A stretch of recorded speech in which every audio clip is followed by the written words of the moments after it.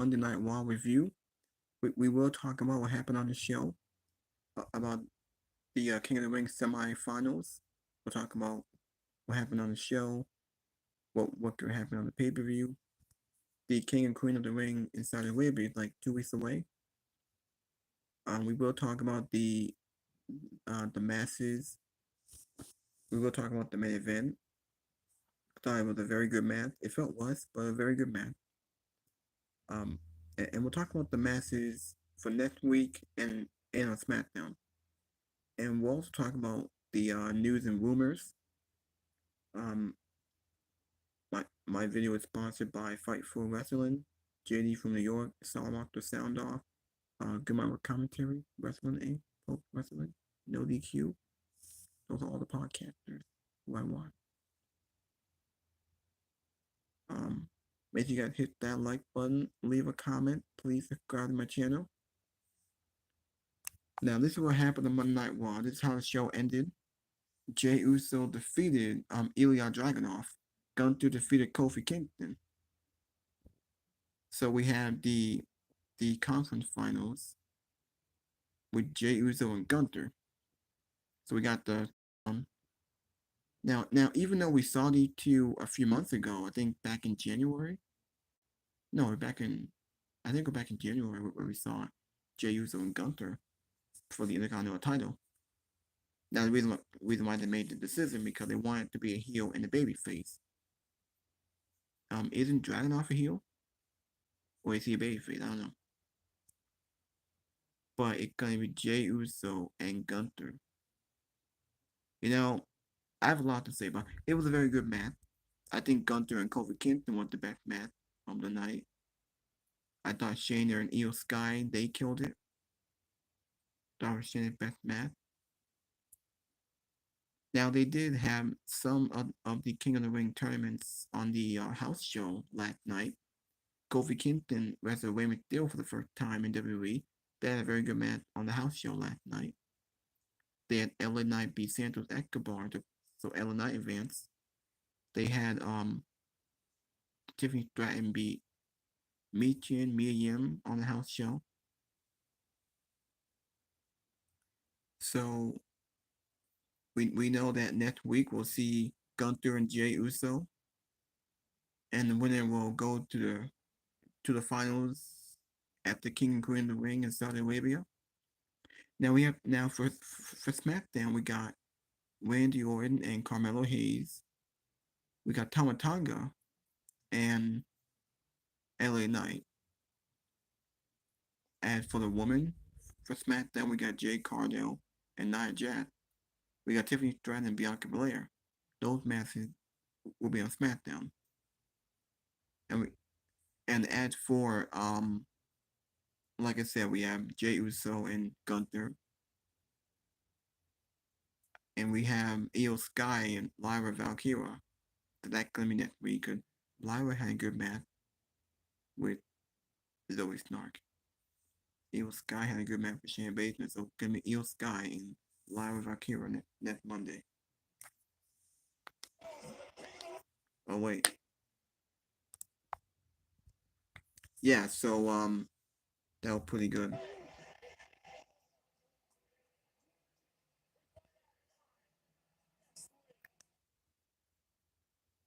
So it's gonna be those two in the ring.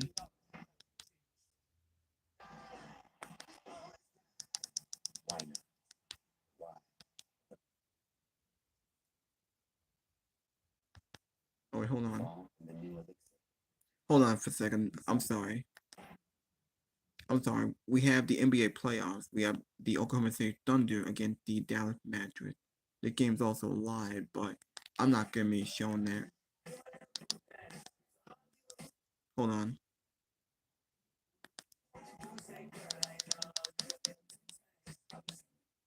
All right, here we go.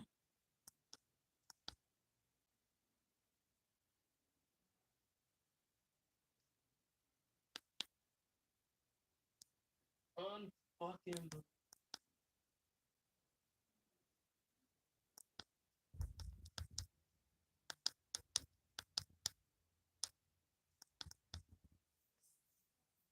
Okay, here we go.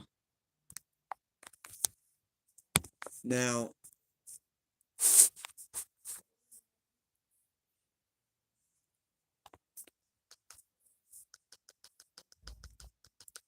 alright, so, let's show all the podcasters first.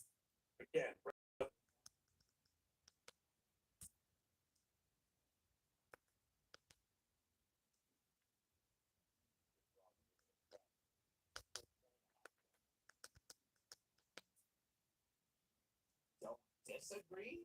I don't think it was the most elite match. I think it was fine. We don't drop the.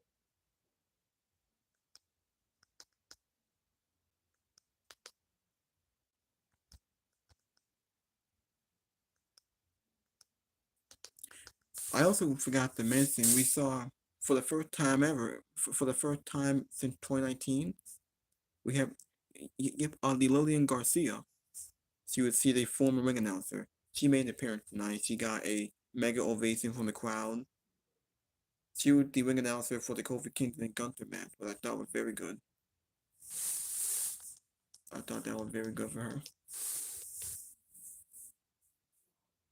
Get out of that, and then.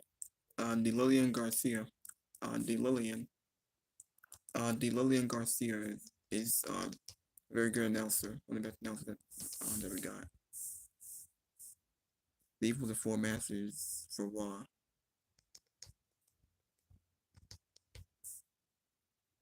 WWE corporately, Vince McMahon and John Edison, there have been various other developments for the other defendants, but in this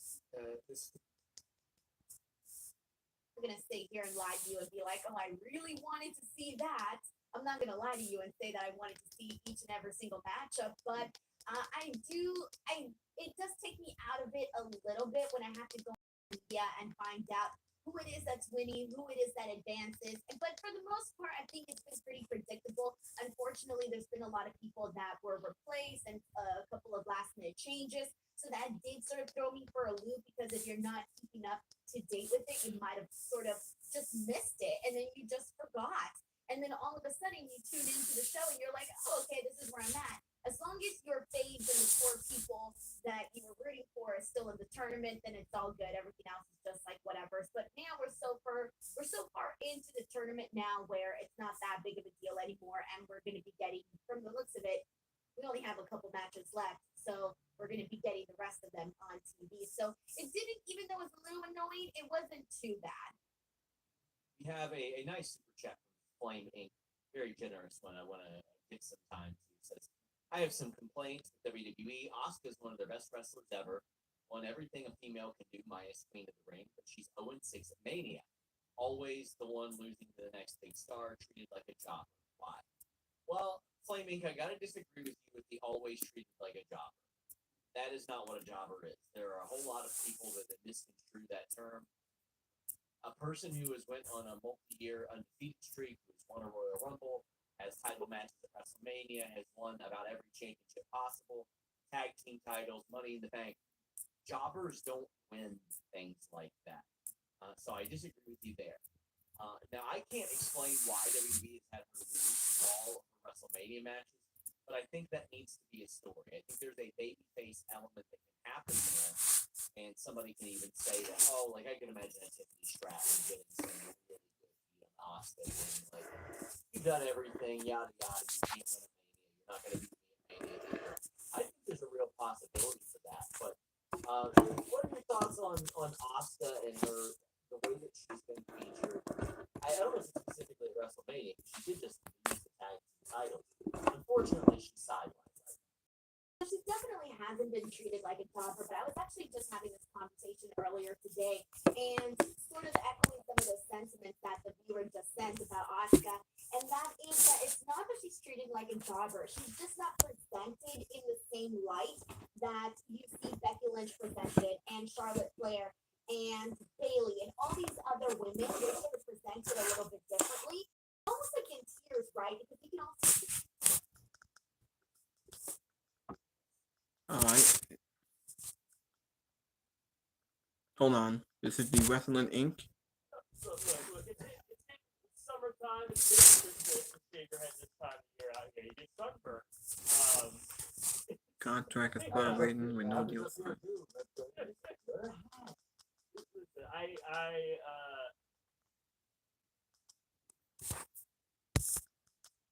We had JD from New York, Salamakter Sound Off.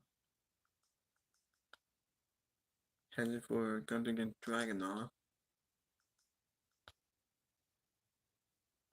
We did get Becky Lynch against Dakota Kai.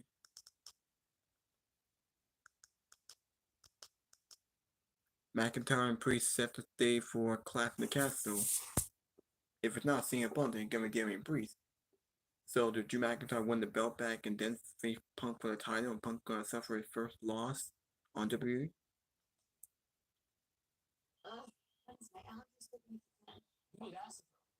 Cause I don't think Damian Priest is defending it as Saudi Arabia. Gunther and Jey was there. So I think we may get to that Clash in the Castle. It's not gonna be a Saudi Arabia because it's not gonna be they can't watch the feud with McIntyre and Priest. So it could be a Clash in the Castle where Drew wins the belt gets it moment. I think that where they're headed. Your champions be treated that way. So not only is she always constantly losing at WrestleMania, but yet giving people some really awesome. All right, now let me might we'll go into the news and rumors. There was Ric Flair kicked out of a pizza place. And since he's under contract in some form or fashion with AEW, I guess I'll talk.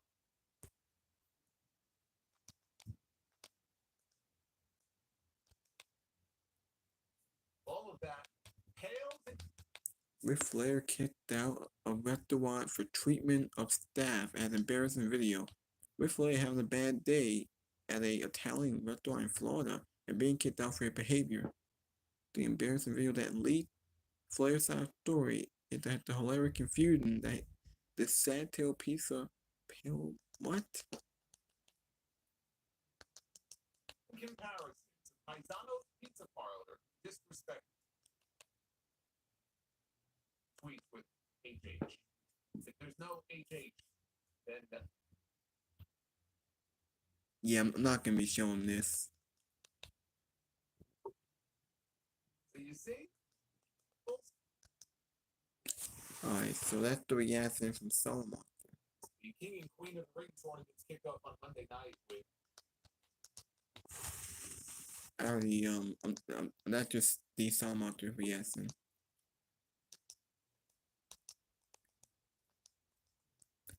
Now, concern over Jacob Fatu over Shining Soul Sokoa. and we got a new wrinkle in the bloodline story with Solo Sikoa telling Paul Heyman that unlike Heyman, who said that he It said that the WWE writers concerned about Soul Sokoa being possibly outshone by Jacob Fatu in the bloodline. He explained why they have everyone to be concerned and how best to utilize Fatu once he debuts.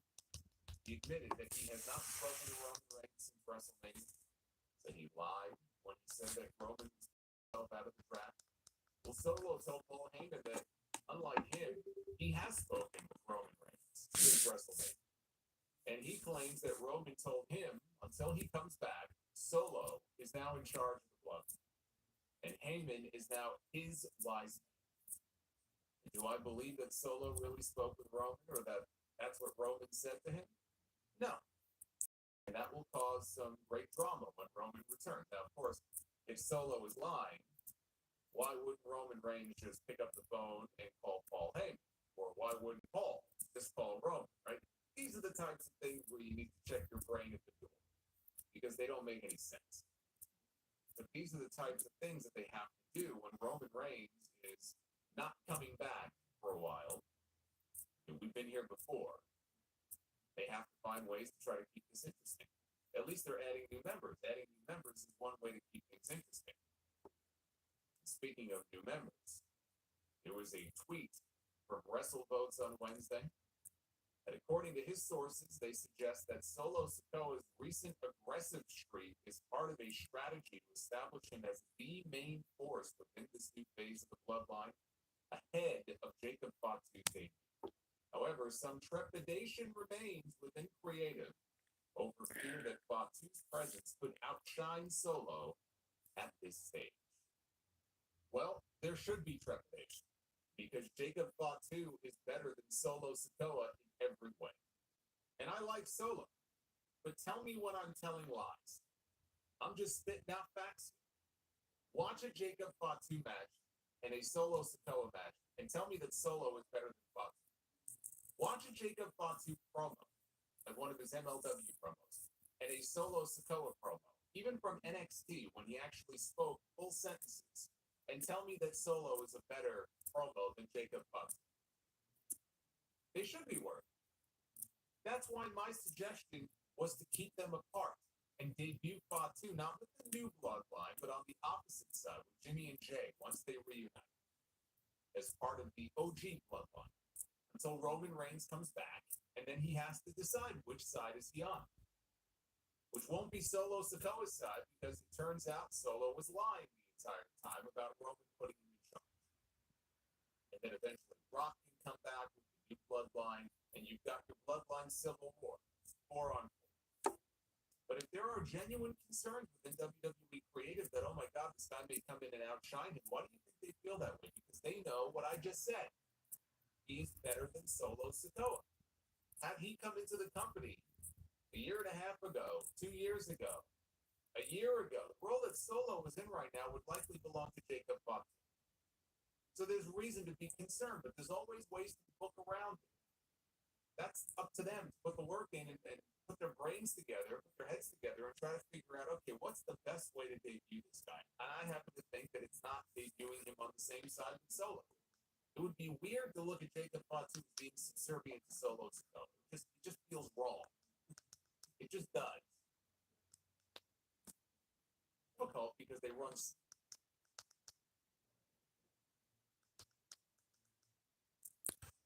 Fan back. Oh wait, hold on.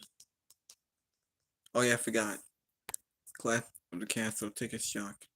King and Queen of the Ring is coming up on May 25th in South. It says here ticket shot for WWE Clash of the Castle and Saudi Arabia won WrestleMania. Saudi Arabia wanted one or two major WWE events, and why?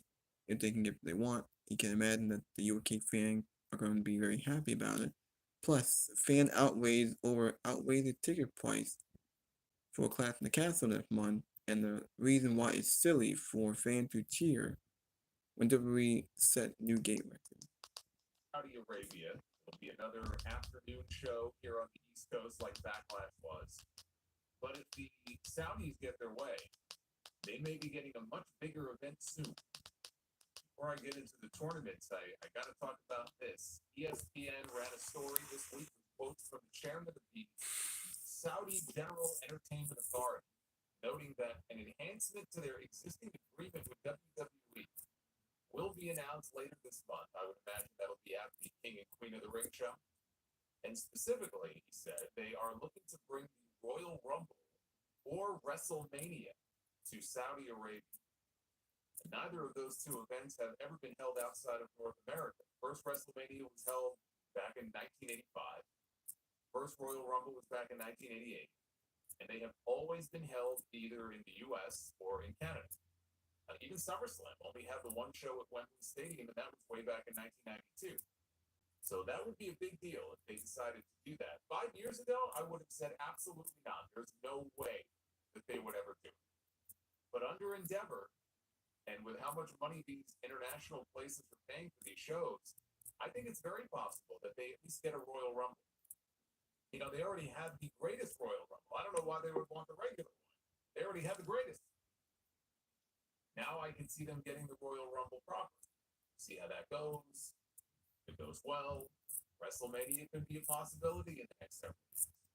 You know, we know the Saudis are willing to pay. Reportedly, they pay WWE $50 million for each show that they run there. That's twice a year, $100 million for 2 shows.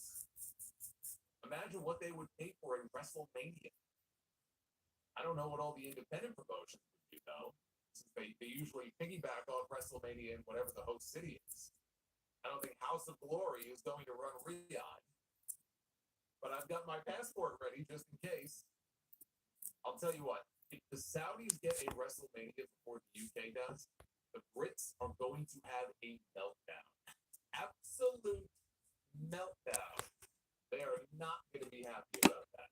You know how long they've been waiting for a WrestleMania for? Or that one poor bastard who used to be in the crowd holding up the sign that says Vancouver wants WrestleMania? How do you think he's going to feel? If the Saudis get it before he does. It's all about how much money they can make. That's it. That's the most important thing to them, is making as much money as they can. They always say they're open for business. Triple H says we're open for business. Look at Backlash last weekend. On a crowd of 11,000 people, they set their all-time arena gate record. They've already set over 50 wrestling gate records so far this year. So far, we're not even halfway into the year yet. But that was their biggest ever on a crowd of 11,000 plus. And they have gotten far more people than that into arenas over the years, let alone the stadium shows that they do. So how did they do that? By charging outrageously high ticket prices. That's how. The ringside seats went for the equivalent of $3,000 US. But even the so-called cheap seats that were still left, I can't even say cheap, cheaper seats, that were still left a couple of months before the show, I don't know what they were going for the week of. You know, on Friday, the BBC, they ran a story about fan backlash to ticket prices for Clash at the Castle in Scotland next month.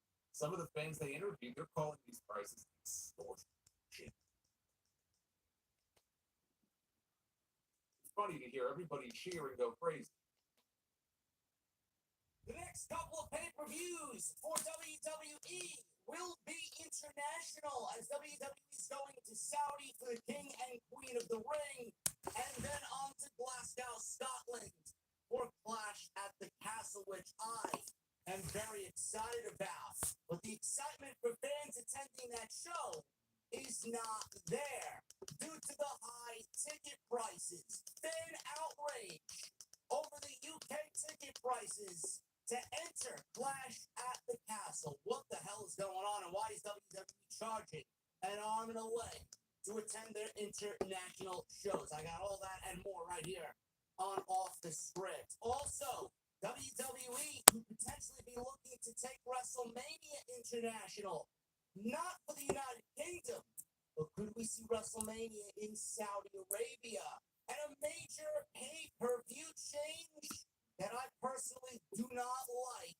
And Dana White from UFC gave us a glimpse as to the new change that WWE may be doing for their PLEs. All this plus so much more right here on today's Off the Script. And we will start with WWE. Monday Night Raw will stay on the USA Network going into the fourth quarter and then beyond, with Netflix and the deal for them starting in January. WWE is heading into new territory as they prepare to stream Monday Night Raw on Netflix, which I'm very excited about, in January 2025. Now, the $5 billion deal was made on January 23rd of this year, with fans curious and skeptical about the brand moving exclusively to streaming. Now, while the company plans to move Monday Night Raw off of TV, fans became aware that its deal with the USA Network would end in September, leaving Monday Night Raw without a home on cable television. Now, WWE not having an agreement in place would have left the brand without a home until January 2025, when they moved to Netflix, and the rumor was that WWE would be moving Raw to Peacock. However, TKO Group announced that they've reached a new deal for Monday Night Raw in the fourth quarter, a $25 million deal with NBC Universal to keep Monday Night Raw on the USA Network for the rest of the year. TKO shared their 2024 first quarter results this week and revealed that Monday Night Raw would be staying on the USA Network for the fourth of 2024. The deal will also allow NBC Universal to have Monday Night Raw and Friday Night SmackDown on the same network, on USA Network, later this year. Now, it's unclear if WWE actually may have considered other possible suitors to host Monday Night Raw for at least 3 or 4 months. However, this may be a win for fans, as both brands will be on the network until Raw moves to Netflix in January. And it will also allow fans to slowly transition from cable to streaming to watch their favorite shows, Monday Night Raw and Friday Night SmackDown. I don't mind this at all. Actually, I think it's a great win for WWE. They suck a little bit more money out of NBCU. They get $25 million for the 3-4 months that they're going to remain over there. And the most important thing, transition. How many years now has WWE found its home on the USA Network? They don't have to go to a new network. They don't have to find a new home for the temporary. They can stay right where everybody knows to find them anyway on a weekly basis. So Raw staying on USA Network, which is a win. Everybody knows Monday Night Raw on USA Network. And then Friday Night SmackDown's coming over to USA Network with a new deal that will span the next 5 years as they're transitioning the move from Fox over to USA Network. It's a win-win situation. I love it. I have no problem with that. I think it's a smart move for WWE. Now, as SmackDown is concerned, SmackDown will be airing on the USA Network in October, and WWE plans to keep Friday Night SmackDown on Friday when they move to the USA Network in October of 2024, according to Dave Meltzer. The move is somewhat surprising because Friday is a very competitive night, and USA has more flexibility to move the show than Fox does. WWE had the option to schedule SmackDown on any day of the week, such as Wednesday or Thursday, which typically face less sports competition compared to Fridays. Specifically, moving SmackDown to Wednesdays would have been one hell of a strategic move, as you guys know. There's another wrestling promotion on Wednesday nights. Tony Khan wouldn't have been okay with that move, which obviously Dynamite airs on TBS on Wednesdays. Now, WWE is embarking on new television rights agreements beginning in October 2024. NXT will transition to the CW, while SmackDown shifts to the USA Network. Now, Friday Night SmackDown is set to air on USA beginning September 13th, 2024. It will not initially begin in October. September 13th, 2024. NBC has agreed to pay $287 million annually for the U.S. broadcasting rights to SmackDown, totaling over $1.4 billion on a 5-year deal. Additionally, NXT secured a 5-year deal agreement with the CW network, valued at between $20 million and $25 million per year, which is a win for WWE for that brand. This deal represents a 70% increase from its previous contract with NBCU for NXT on the USA Network. Now, the reason why WWE is not beginning SmackDown on USA in October as originally planned, and they're aiming for that September 13th date, Dave Meltzer says in the Observer newsletter that he was going to move September episodes of SmackDown to FS1 due to college football. USA agreed to take the show early, aired on September 13th, so that SmackDown could be on its normal night, on its new network, on its normal network, instead of being shifted around, where WWE is going to have loss of fans, interest, and the transition is going to be all over the place. The network is in more U.S. homes than FS1 as well. So USA Network is in more homes than FS1. So I want you guys to understand that with both Raw and SmackDown on the same network, Raw is going to remain on USA Network from September all the way up until January. Then they transition to Netflix. SmackDown is moving from Fox to USA Network, and they'll be on USA Network earlier. They were supposed to be there in October. They're going to be there now, debuting September 13th, because Fox was going to transition SmackDown for most of that month to FS1. WWE didn't want that. They didn't want to be preempted by college football. USA took SmackDown and WWE early and is finding a home and a place for them early on September 13th. So WWE is setting their game right. They're getting their pieces in place for what is going to be a huge year for them as they are shifting homes, and then obviously the Netflix deal coming into effect in January, which, like I said, I am very, very excited about. Win-win situations for WWE all around. Now, the one thing that I was hoping would change was WWE shifting SmackDown off of Friday night. I would have loved for WWE to shift SmackDown to a Tuesday. In fact, I thought they were actually going to do that and move SmackDown to a Tuesday. It was heavily implied and heavily rumored that WWE might want to keep things a little bit more consistent. Monday night, going into Tuesday night, going into Wednesday night.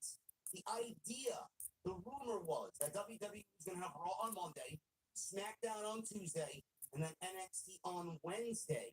I was very certain that WWE would be doing head-to-head with AEW with NXT on Wednesdays. The Monday to Tuesday, Raw to SmackDown dynamic. I figured that WWE might be doing this to save on travel costs. It would make travel for the production team a little bit more easier from one city to the next in the same area, going from Monday to Tuesday instead of doing Monday in one city and then Friday in another city and then SmackDown and a Raw completely separated. I thought it was going to be very fluid with Monday going into Tuesday. In fact, I also thought that if they didn't move NXT to Wednesday, I thought they were going to do Raw on Monday, SmackDown on Tuesday, and then move NXT to Friday nights as they operate out of the Performance Center, and they could be on any night because they operate in the same building with the same crew every single week. In fact, greediness, the greedy part of me, I would have loved to see that Monday going into Tuesday, which would kind of fuck up my Tuesday Night Titans gimmick on Tuesday. We might have to move that to Thursday if that's the case. Maybe now that I'm mentioning it, everything staying the same is probably best for my content schedule. I was thinking maybe if we do NXT on Friday, I'd be able to cover NXT a little bit more for you guys on Friday. Thursday honestly would be the best night for SmackDown. Just being greedy as a content creator. Monday for Raw, Thursday for SmackDown, Friday for NXT. I don't really see WWE changing what they have going on right now, but I thought that they would be changing nights for SmackDown, but apparently it's not going to be the case. But that's going to be the schedule. Monday, Raw, Friday, SmackDown, and then Tuesday is going to be NXT. So they're just shifting networks. USA Network is I think this is a win-win situation. Dana White. PLEs will move back to Sundays in the TKO brand weekends. Dana White appeared at a post-show press conference following UFC Fight Night in St. Louis, and when asked about plans for UFC and his Power Slap promotion, which I'm surprised is still even a thing, to host events over the same weekend, White shared news about the change for WWE's premium live events. He says, and I quote, "We already have those dates set up right now, where Power Slap goes on Friday and UFC goes on Saturday. And then you're going to see Friday Night Power Slap, Saturday UFC, and Sunday WWE. You'll start seeing that stuff too. For decades, WWE hosted PLEs on Sundays. The change came thanks to WWE President Nick Khan, who felt that the big sports events were better on Saturday nights, which I agree with. Speaking on the Recode Media podcast with Peter Kafka, Khan discussed the success of the move. He says, "We think the ticket sales are reflective of that success. We have a big, big audience coming out on Saturday and a big gate to go along with it." End quote. Now, it's unclear when WWE will make the move back to Sunday nights, but this isn't the only change from the normal plans for PLEs. In recent years, WWE has embraced hosting events outside of North America. In addition to the biannual Saudi shows, WWE's hosted events like Clash of the Castle in Cardiff. This year, they're doing it in Glasgow, Scotland. Money in the Bank in London, and Backlash in France. The WWE's next European event will be Glasgow in Scotland this coming June for Clash of the Castle, and WWE Bash in Berlin, which is set for August. Now, the reason why they're doing this is because they have the bigger picture in mind. WWE under the TKO umbrella, WWE and UFC being the two biggest sports entities in the entire world, they are going to combo package UFC and WWE. This is my prediction. Combo package UFC tickets to whatever they're doing on Saturday and WWE on Sunday, and they're going to try and make that a possibility where you go to one and then you can go to the other.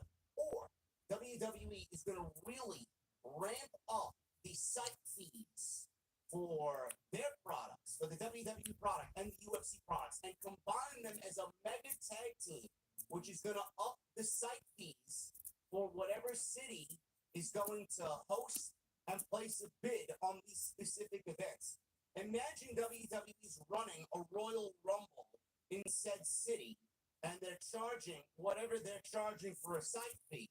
How much more is that site fee going to be when you got not only the Royal Rumble, but a UFC pay-per-view on the same weekend, Saturday UFC, going into Sunday's Royal Rumble? How much more is that site fee going to be for said hosting city? How much more revenue is WWE, UFC, and TKO going to take in with the combo package there for making that a destination weekend? That's exactly what they're going for. Now, as a content creator, again, I prefer shows on a Saturday. I prefer Saturday night. I feel like it's a bigger night. I feel like Saturday night just goes hand in hand with major sporting events like Nick Khan said. Sunday night, sometimes we as fans struggle. We got to get up early Monday morning. You guys have to go to your jobs Monday morning, whatever the case may be. Sunday going into Monday with a AEW pay-per-view, for example, is a fucking killer. Those shows don't end till midnight, and then you got to go to sleep, get up the next morning at 6 o'clock to do what you got to do on a Monday morning. For me, I'm doing the 12 p.m. start for the stream. I ain't getting done till 3 o'clock on a Sunday night. So Dana White giving you a glimpse into a possible change for WWE along the way. For WWE and UFC and TKO, speaking of international, WWE is getting slammed with people upset about obscenely high ticket prices for Clash Castle in Glasgow, Scotland. Now, the June 15th show, Clash at the Castle, will mark WWE's first premium live event in Scotland, and it will be preceded by SmackDown in the same building. Both shows will take place at the historic OVO Hydro in Scotland's largest city of Glasgow. Now, much has been said about the prices for tickets to Clash at the Castle in Scotland. The event is the most expensive WWE event in company history for a get-in price. Dave Meltzer has reported this. The obscene prices, which start at $375 US for just one night, has left many fans simply unable to attend. Mark Dallas, who is the founder of ICW, a Scottish-based promotion that has hosted Drew McIntyre, Piper Niven, and other top WWE superstars, he spoke to the BBC, Dallas, was pleased about the event, but acknowledged the high prices for fans, as he tells the BBC. He says, "It's fantastic that finally WWE are bringing one of their big events to Glasgow. It's long overdue. I think it's a real shame that there's not more affordable tickets going to the back of the venue, at least," end quote. Journalist Ross Brady is among those who found themselves left out of the show. And you get a company in WWE history, the highest grossing show here, the highest grossing show there. They'll use that to push whatever narrative they feel like they can get away with, and people will pay it. 1206 Twitter. All right, now I finally got that out the way.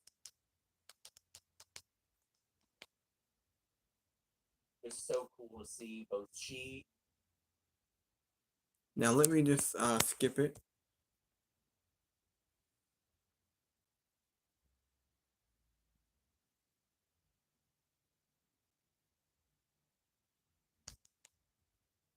something, if you're willing to stay home to watch a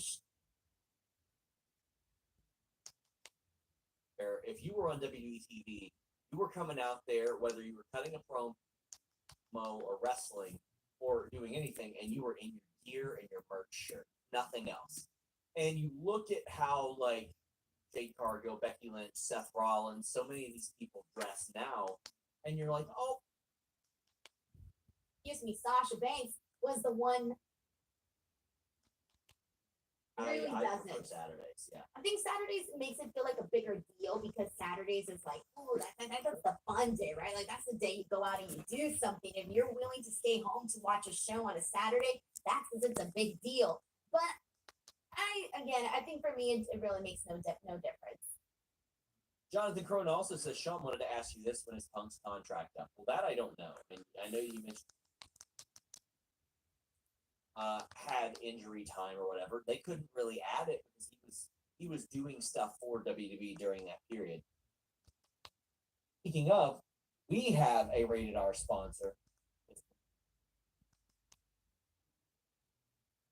That was really the extent of it, and took issue with was him saying, oh, well, I wouldn't have posted the cheese thing because he was trying to show people that WWE liked him. And I was like, well, that's bullshit. That's not why I did it. I did it because they fucked up, and they were willing to admit that they fucked up. And that was really the extent of it. And because Denise, I know you saw the reaction too. Lots of people were being horrible about it. I thought it was fake, the letter. I know, right? And he likes us or anything like that. It doesn't affect me It was either way. When I first started with Fightful, your relationship with WWE was very different because I remember I was like a month in with Fightful and I already had that freaking Hell in a Cell watch along appearance booked. And then when they found out that I was with Fightful, I got an email basically saying, hey, we didn't realize you were with Fightful. And I was like, I just started. And I basically had to tell him, like, I'm just an on-screen personality in order so that I could still do my appearance that I had already booked. Back from him on it, but no, I did not post that because I wanted people to thing and people pick on him for it. Deservedly so. He's just a terrible guy. But that's why I was like, I want all the finest French cheeses sent to me. That's what I want, and damn, they did it. Right. I saw it almost as like a little bit of, not like a rib, but I just saw it as like a tongue-in-cheek joke, like, oh, you tweeted this, well, guess what? We actually went through with it, so ha. There were so many people that said, oh no, that was Triple H saying, do you want some cheese with your... To AEW, and at that point when we were going through this part where you just had a bunch of people... It's the first time where I actually felt like, okay, you know what? I can get behind Damian Priest right now in this moment because he had some really good sides. I think that first... Dude, all you had to do was leave. Get your... I wanted to talk about the cheese. That's my favorite. Best promos that I think he has ever done. Man, it was good. He just laid out how Drew McIntyre screwed himself in this whole situation. Because you know what, man? I wanted to cash in on Rollins, and you stopped me. And then what you did was told me, if you were smart, you'd wait till I beat Seth Rollins, then cash in on me. He goes, so then I did. And guess what you had to do? All you had to do was leave. Get your wife, get the hell out of there. But then you saw CM Punk, and you couldn't help yourself. And what you showed is that CM Punk was more important than WrestleMania, the title belt, and your own wife. And then Priest said, you want a title shot? I'll give you one. I don't really care. Holy cow. This was fire from Damian Priest. It was fire from both sides. I think that first of all, I'm gonna circle back to Drew McIntyre, but I'll start off with Damian Priest. I think Damian needed this, Sean. He really, really needed this moment because a lot of the attention hasn't been on him, even though he is the champion. There hasn't been any attention on him as the way that a champion should be, or that he should have. And so this was the first time where I actually felt like, okay, you know what? I can get behind Damian Priest right now in this moment because he had some really good little shots that he threw at Drew McIntyre. And now as for Drew McIntyre, I'm curious, and maybe you can find this out. I'm curious as to how much input he has in what he says in terms of like the creative process and all of this. Because when I'm listening to the things that Drew McIntyre is saying, I'm thinking, oh my God, who's going around and doing all the research on the freaking deep dark web of the IWC? Who's going in and reading what all the people are saying and the trolls or whoever, and then incorporating it into the promo of Drew McIntyre? I like to, in my head, visualize that this is Drew on Twitter going, ha ha ha, I'm going to use that next. I don't know how it works, but Drew going out there and that he said the the shots that he threw at CM Punk, first of all, the one about saying that he's never done drugs yet he looks like a drug addict. Terrible but hilarious. And I don't think that's the first time he said it. I'm pretty sure I've heard either Drew McIntyre or somebody else say that to CM Punk in the past before. Maybe even Seth Rollins. I don't remember. MJF did. MJF, thank you. I knew someone had said that to him, but it was still pretty funny. That the part where he said he was going to have to wait like 20 years for him to ever get cleared because he's injury prone. All of that good stuff, man, I loved that. But then when he went and told Damian Priest that he was a paper champion, I thought, damn, how is Damian Priest going to bounce back from that? And then he did. And so I just personally thought they did a really good job of one, presenting Damian Priest, him handling himself as a champion the way a champion should, and Drew McIntyre sort of segueing, or rather morphing, this whole feud with CM Punk, also with Damian Priest, because he was the one who cashed in on him. All of it. The part where he mentioned his wife, you don't go there, man. You don't mention someone's wife. That was good. This was a world champion promo. It was a main event level promo. They killed it. They both killed it. Also, FightfulSelect.com. Best $5 in the business. Please go subscribe. We had exclusive news on Drew McIntyre's deal after it was reported that he signed. We broke down what the details of the deal, but also today revealed Damian Priest's deal was actually signed back in February under the previous talent relations guy. However, Denise, there were like 2 days before it expired.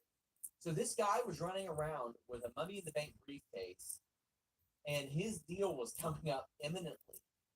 Does that surprise you that it got so close? Yes, especially because now with the merger of Endeavor, I just feel like there should be a lot of people. I mean, there's a million people that work for WWE, right? Like there's a bunch of people back there. I just feel like now with Vince gone, with everything changing, I would imagine that it would be a little bit, hopefully, more organized in the sense where it's like, hey, this person's contract is coming up in X amount of time. Maybe by the time we get into this window frame, we're starting to talk. I just feel like 2 days, it's just too close to the wire. Like you're cutting it too close. So for me, it was a little bit surprising because I was thinking that again, with all of these people there, that someone would say, hey, let's sort of get this done in a reasonable amount of time that is respectful and is going to protect the company and protect the wrestler as well. And I have a hunch that's probably why there was a big shakeup in talent relations, because even as things stand, FightfulSelect.com, best $5 in the business this week, reported that Becky Lynch still does not have a new deal, which she confirmed a few hours later at Sami Zayn's comedy show. 3 weeks away. And there are people that are like, well, obviously she crazy. This crowd made it official. Americans aren't allowed to have live events anymore. I thought the crowd was okay for the show. Well, it was because when Drew McIntyre, he did the exact same thing Dakota Kai did a couple weeks ago, where she said, I forgot what she said, but it was basically the crowd. So today, Drew McIntyre said, if Damian Priest is a BS champion, say what? And the crowd said what? Say what?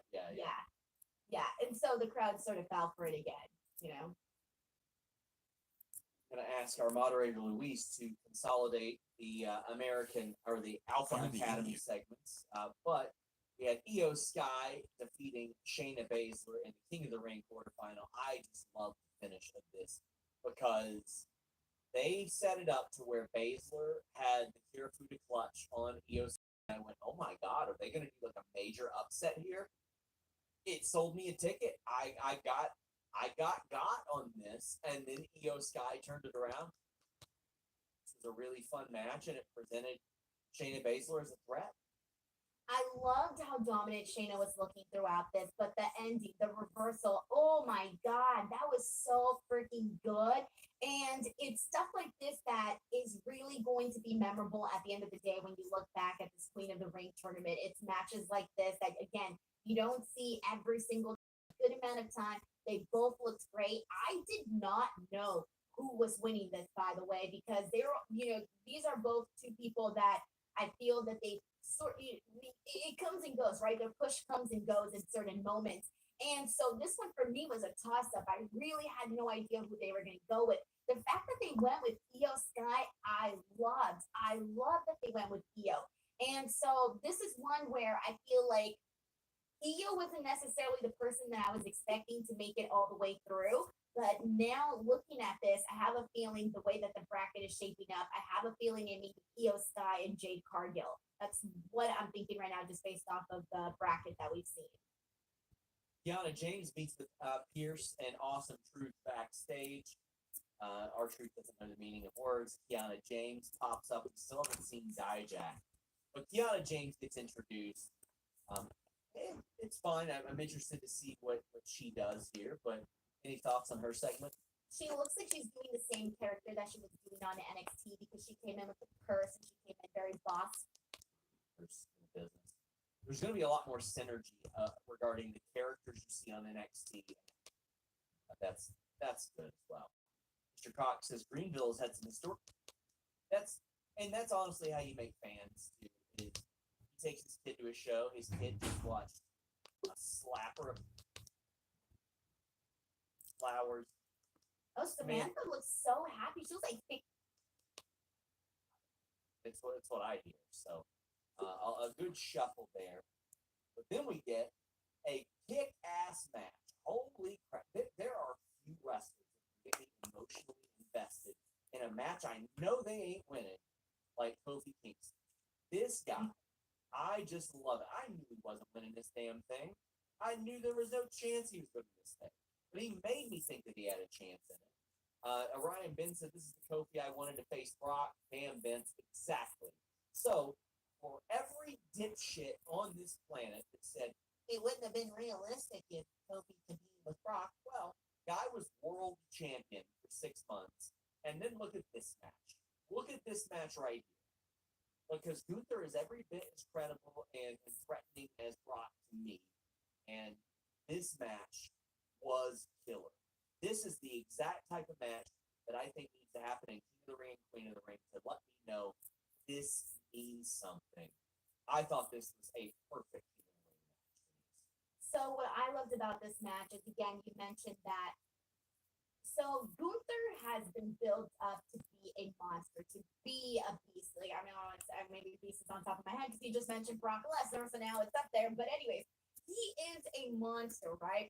And so Kofi Kingston, right away, when he started this match, didn't even let Gunther take off his jacket. He was like, oh, hell no. Like, I'm not wasting any second here. I got to take this man down or else I'm not going to have a shot because I've seen him take out all of these people. And if I want to make it, I really got to go and give it my all. And so that was sort of the theme that we saw throughout the entire match.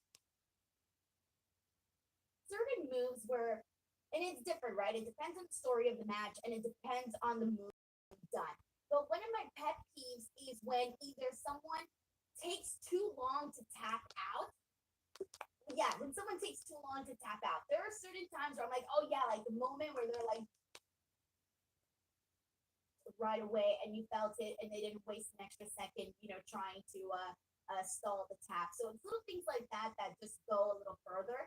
And so for me, this was a really good win, and I agree with what the person said about the match that could have been there with Kofi and Brock. We got Braun Breaker backstage. Adam Pearce says, I didn't want to throw him into the fire of the King of the Ring. And I'm like, that's bad GMing. That's horrible GM work. Brock Lesnar got thrown into the fire in King of the Ring. Worked out for him. Braun Breaker said, wouldn't be throwing me to the fire. You'd be throwing them to the fire. Braun Breaker killed this promo. He did great, which is so hilarious. You and I have both interviewed today. Stop it. And I listen, don't even want to remember. I love him in the ring as a character. It just translates. Right, It and the family translates fun. really, really well to his promos. I buy every single thing this guy says, Denise. All right. Well, first of all, I gotta say that I'm really hating everything that's happened post draft for Braun Breaker. I was already upset during the draft at how dumb it looked that Nick Aldis spent all of these fucking weeks. Oops, my bad. Spent all of these freaking weeks trying to get Braun Breaker, and they were all fighting for him. Even, you know what? This is even dumber now. Actually, now that I think about it, so it's dumb on Nick Aldis' part to not draft him after he wasted all this time. But Adam Pearce was also fighting for him. He'd seen all of the squash matches. He's seen everything that he was doing on SmackDown, and he wanted him too. And then he got him. Okay, great. You know what? Good for him. But then you don't want to throw him into, what did he say? Throw him into the deep or whatever in the tournament. Throw him into the fire. Yes. Whatever. Waters. What are you talking about, Adam Pearce? You were fighting for this man. Why would you be fighting for a guy that you wouldn't throw into the King of the Ring? And clearly, in storyline wise, you would think that the GMs watched the other person's show. We had weeks of Braun Breaker going out there and just like killing men in 10, 15 seconds or whatever. So it makes him look dumb as a general manager that he didn't trust to put one of his biggest guys and one of his best gets from the WWE draft in the tournament. I'm sorry, but I'm not a fan of what this little dance has been like since Braun Breaker was drafted over to Raw. I thought it made Nick Aldis look dumb, and now I think it made Adam Pearce look dumb. I'll tell you what makes you look smart. Nord. How many times have you seen a Like, big what? wrestler gets hacked trying to sell PlayStation? What that? Live again? Lexington. Oh, you live in Lexington, my bad. Gigantic. Physically, verbally abusing him, and ain't coaching to any victories either. I'm liking the direction that this Gable thing's going. I know, and I like that he's blaming them because they're the ones not getting the wins, they're the ones losing, and taking no responsibility as the said coach. So, Chad Gable slapping Otis, by the way. Ooh, it's stuff like this, right? Because how long have the Alpha Academy been together now? What, 2 years? I don't know. Clearly, I have no time perception of time, but 2 years, 2-3 years. Okay, they've been together for a long time. There's been a lot of memories, a lot of good times. Chad Gable was one of the most lovable characters on Raw, and so for there to finally be this moment where he's not, and he slaps the man, he slaps one of his closest friends, it hurts. It stinks. That role. Mr. Acosta says that we can get Braun versus Sammy for the IC title after King of the Ring. That is one of my most anticipated singles matches right now. Braun Breaker rather, being him and Sammy playing the underdog. We get Carlito speaking backstage with Judgment Day, and I love that Damian Priest doesn't trust him. Damian Priest is not letting Backlash go from last year, not the most recent Backlash, from last year. He's like, no, I don't trust you. And Carlito is trying to change his mind. He's like, listen, if these two dudes want to mess with you, they're adults. They can do that, but not me. I got no love for you. We also see J.D. McDonough backstage confronting Braun Strowman, which is just hilarious to see. I don't like Braun just backstage being like, oh my God, look how big your guns are. And all that stuff. That's not the Braun Strowman I want. I want Braun Strowman throwing Roman Reigns off a loading dock on a stretcher and turning over the semi-truck and tearing up the Titantron. That's the Braun Strowman I like. Now, he is a charismatic guy, but this ain't it. I don't know. I don't think I care. I don't think I care to love it or dislike it. I'm indifferent towards it. It's just there. It's just a thing that I'm seeing on the show. It did throw me off because what is Braun Braun Strowman up to? So he recently came back. He had the moment with Patrick Mahomes. Oh my God, by the way, the freaking clip that you shared. I hate you so much for it because now all I do is walk around my house going, and here. I'm here. I'm here. 24/7. That's it. Okay, fine. So I don't know what to tell you. I don't know what to think. I have nothing to add to. You can do it any damn place. But yeah, just do it on the table and mess yourself up. Image of that.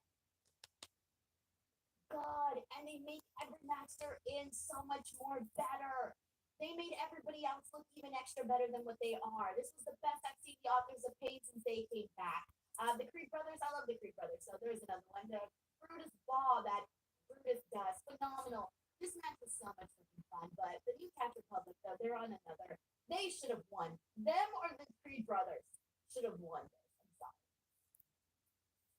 Oh man. We got Jonathan Corona saying WrestleMania in Mexico, that would be lit. I think WrestleMania is gonna stay North America, South America. If they could do like 100,000 somewhere in Mexico, then they would consider I it. just don't know how much they would charge for tickets over there. Like, would they make money? How would They that would make work? money, but they wouldn't make Yeah, nearly as much. Right. I mean, right now, UFC and WWE, the gates are insane. Like this Conor McGregor show. Liv talks a bunch of trash. She goes,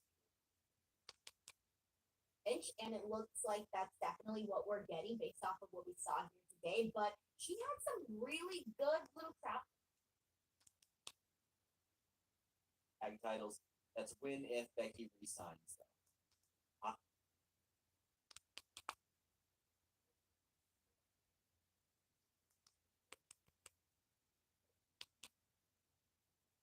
No longer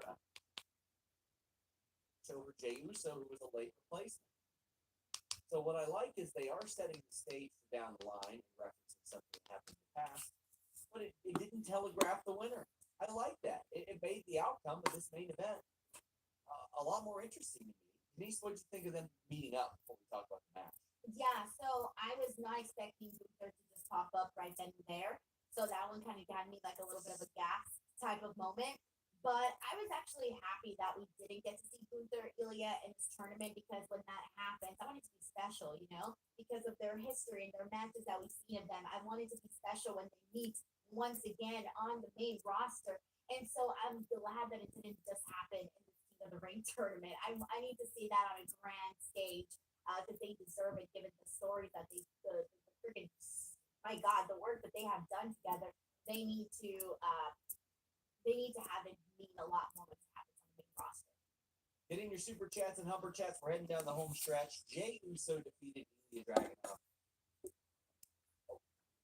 One of the issues I have had for a while with wrestling cable TV shows are all the results are foregone conclusions.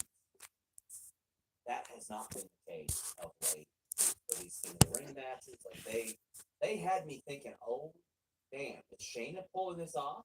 Are they gonna push Lyra this early? Jey Uso and Ilya Dragunov, I was like, okay, they just teased Gunther and Ilya. Gunther is in the next round. And then Jey Uso beat him, and it was a hell of a match. FightSelect.com, best $5 in the business, reported this weekend. They are looking to try to keep up that backlash atmosphere with Jey Uso. They've been pushing it on TV. It's a slippery slope with WWE. Sometimes you push it, it makes it not cool. But Crazy says, I don't care. That's L booking. Dragunov should have won. How did you feel about Dragunov not winning, even though it was main event? It is King of the Ring, and Jey Uso is a big star in WWE. I think Jey Uso is definitely the right call. One, because I want to see Ilya and Gunther on a bigger stage and not in the King of the Ring tournament. And two, I think that Jey Uso, I mean, come on, Drew McIntyre poked a joke at him at the beginning of the show, basically saying he's always losing. If that wasn't a big giveaway that he was winning today, I don't know what is. And so him actually winning this match I didn't feel like it wasn't believable. I felt like it was believable. when he got the victory. And so I think they got it right with Jey Uso winning. I think it was the right call. And you need to, he's gotten so over in such a different way because obviously as part of the Usos, part of the bloodline, he already was over. But now, as you know, it's just Muse, he's getting over in a different way. But I think that now people want to actually see him win. And when we finish this whole time I've been thinking, Gunther's winning this whole entire tournament, Gunther, right? That's been the whole thought process. There was a little seed of doubt in me afterwards. Like tonight, I started to think, oh my God, what if Jey Uso is actually defeating Gunther and winning the King of the Ring?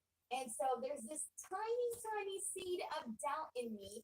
And I like that. I like that they planted that seed there. It makes me feel a little bit more excited that anything can happen in the finals of the King of the Ring, or semifinals rather. I see a lot of people really upset over Ilya losing. I'm like, man, he's losing to a person who has been involved in top storylines, who was teaming with Cody Rhodes, who, I mean, he's main evented pay-per-views. Like, this is not, it's not the end of the world.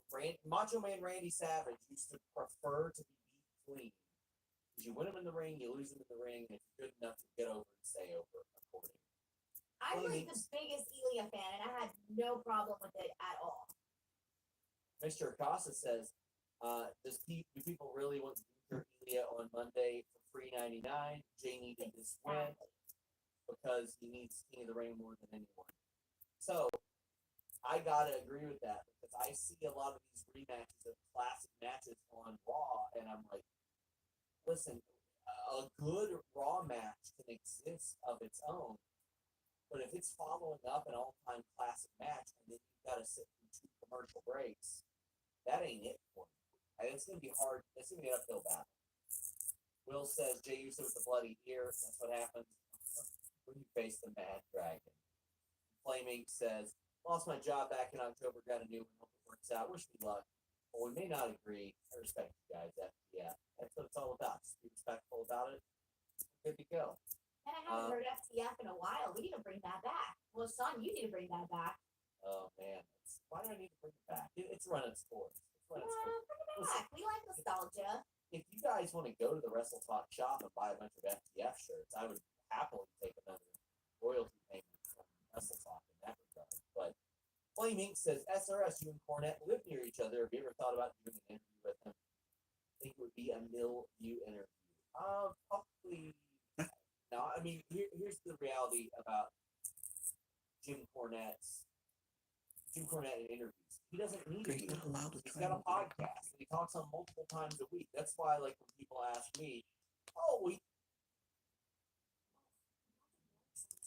All right, come on. I'm a licensed dermatology provider.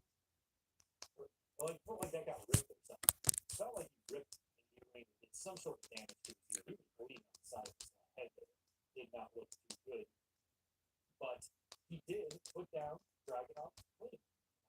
Ended up hitting him with a. Now let me watch the beginning of the Marvel commentary.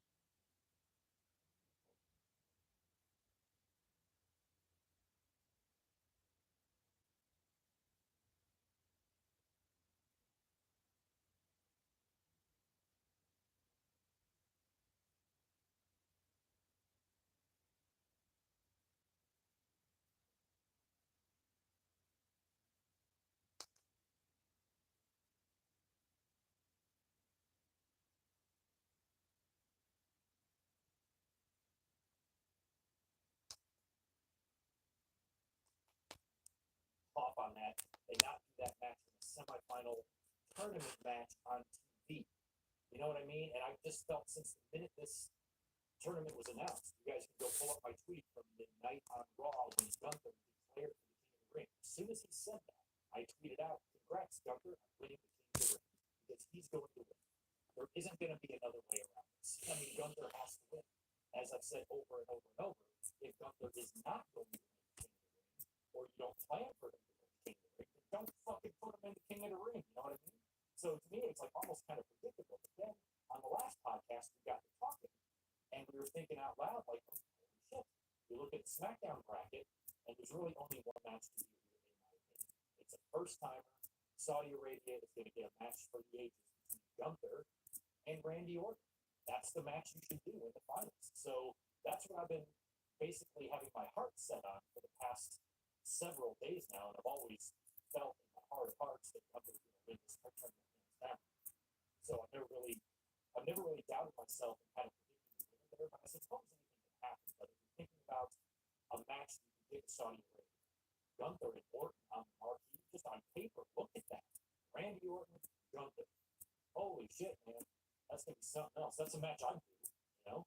And then when it comes to Gunther and Dragunov, save that one for Money in the Bank, SummerSlam, even. So I don't know. I don't know when we're gonna do that match, but I might wait as long as it takes for Gunther to win a championship and then have Dragunov challenge him, something like that. That could be a ways down the line. We'll see if this year's King of the Ring acts as a stepping stone the way it used to in the 90s.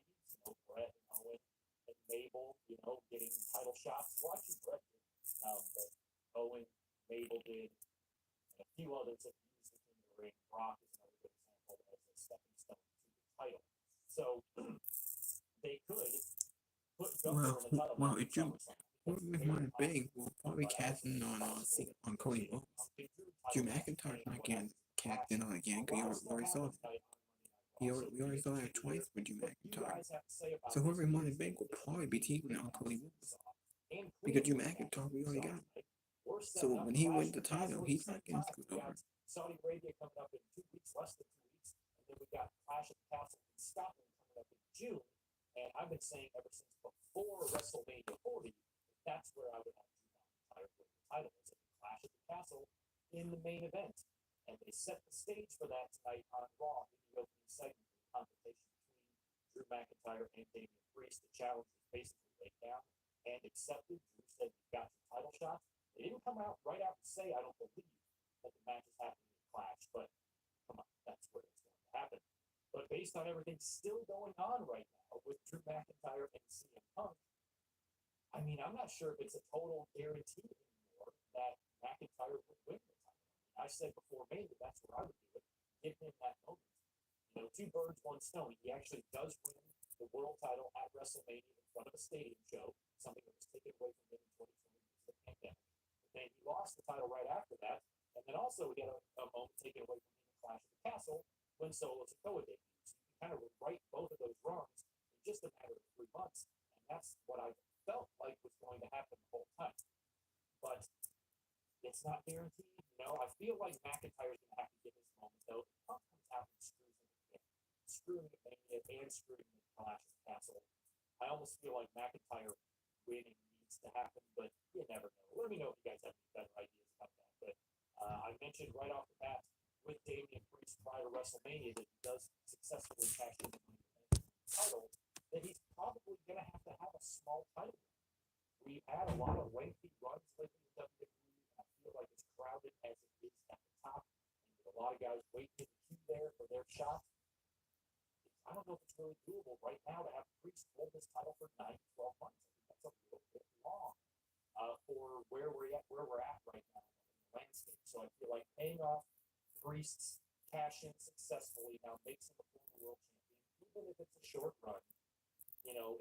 That's still going to be a feather in his cap. He's now being that he's now a former world champion, and he has that on his legacy. Sometimes that's the best you can hope for. I mean, Austin and Rock, a lot of their runs back in the day were only 2 or 3 months long as well. So it's not like it's out of the question for Priest to kind of have a short run here. But I think it might be necessary just to make sure you do what you want to do for the summer and for SummerSlam, especially when it comes to McIntyre and CM Punk. So we will see how all that goes, but it does look like we're going to get McIntyre and Priest after Clash at the Castle. I guess with McIntyre playing the role of the babyface. Although I feel like they're setting up and giving us some subtle hints that Priest might head in that direction as well. So we will see how it goes. But let me know what you thought of the show tonight in the chat. ABC or D, 1 through 10, rate it.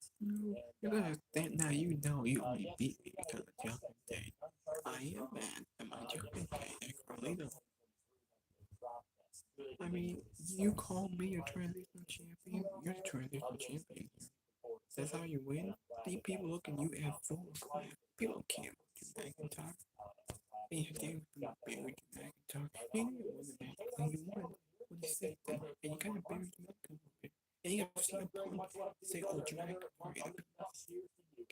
Drew McIntyre look like a fucking idiot.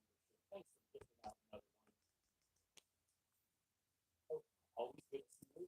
We got Zach Helget, Mike Kumo in the house as well, along with Zane G from 7 season, JJ Leg, Big. For our review for this evening, we're going to kind of casually run through the results here at Raw, talk about what we're looking at heading into Saudi Arabia and into Scotland, and we'll get into whatever else you guys want to talk about tonight. It's a dealer's choice. You guys hit me with topics, and we'll try to talk about it. I didn't write really any other wrestling news down in my notes, other than maybe the Ric Flair stuff. Because I got you lined up before that. Fiasco from last week that I forgot to mention on Saturday in the podcast. I'm pissed about it because I really don't like Ric Flair, and that behavior and that video that was leaked of him was just yet another embarrassing example of what a mess this guy has made of his life in the last 10 years. So we'll talk a little bit about that as well. And whatever you guys want to mention, bring it up in the chat. We'll get to it. Mike Witt, I think I see you chime in with $5. Having them set it up on TV a couple of weeks before, and you book it, for a big Raw match or a pay-per-view match, where I think that needs to happen. And probably like international shit. I would book Dragunov and Gunther whenever these two clash again. You can hold it off till next year, Clash at the Castle. Just some overseas shit, France, UK, Scotland, somewhere where the fans are going to talk for it. That's what I would be into, but I am fine with holding off on that because I feel like it came awfully quick, and there's a lot of meat on that bone. Story to be told, and you also don't want with a situation like that with those guys when they finally collide. I'm looking forward to Well, that'd be Braun Strowman if you can hear CM Punk, you'll get your rematch. I'm ready for an issue between these two guys. It was great if one of them was champion or a champion. I said it before, I'll say it again. Clearly, we're setting up Drew McIntyre and Damien Priest for Clash at the Castle. Now, I thought I would give you CM Punk after what happened, after what CM Punk said last week. It could be CM Punk, or it could be Joe Threatman, or it could be McIntyre winning, and it would make your pocket money back. 1 week after Dragunov got called up but if fans were wanting to see that shit, I'd be an idiot if I was going to criticize you for that, for wanting a great match. I understand. I totally understand. Joshua, good to see you, man. Appreciate the $5. Remember when former world. You see, I gave you a rematch. I gave you your top shot once. I gave you your top shot last month. Now, you gotta repay me the same thing. I gave you your rematch last month. Now you can give me the same thing. Some of the horse. Come here, bitch. The horse is looking back at you. I think one of my highlights of the year was seeing Lillian Garcia tonight. What a pleasant surprise. Oh my God. We'll talk about it later, but prior to the Kofi Kingston Gunther ring match, tournament match, Samantha Irving announces and introduces Lillian Garcia to help her out with the introductions. I think Lillian introduced Kofi and maybe Samantha did Gunther. And Lillian got on the mic and just completely endorsed and put over Samantha, and they hugged, and there was tears, and it was so fucking awesome. Highlight of the night for me, maybe highlight of the year for me. Then that would probably be a good place. Simply frustrating now. You can see it. It's written all over his face.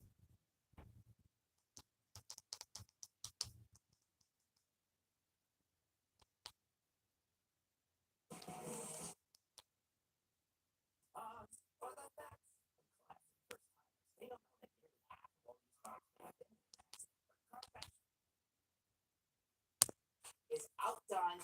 Doesn't do anything for anybody. No one really cares about it. It's gotten to the point now where I am begging to do something. Something. What would Powerball get to the box? I'm over it. Please turn heel. Do something different with Kobe. Something, please. How fucking dirty would that be? Here's Solomon the Sound Off. Now let me show you his podcast. I'm gonna show some of it. I'll show the beginning of the video.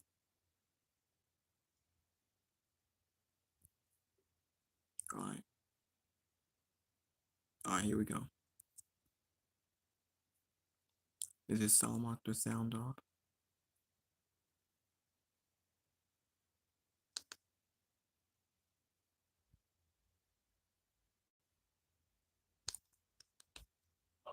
Anger of a mass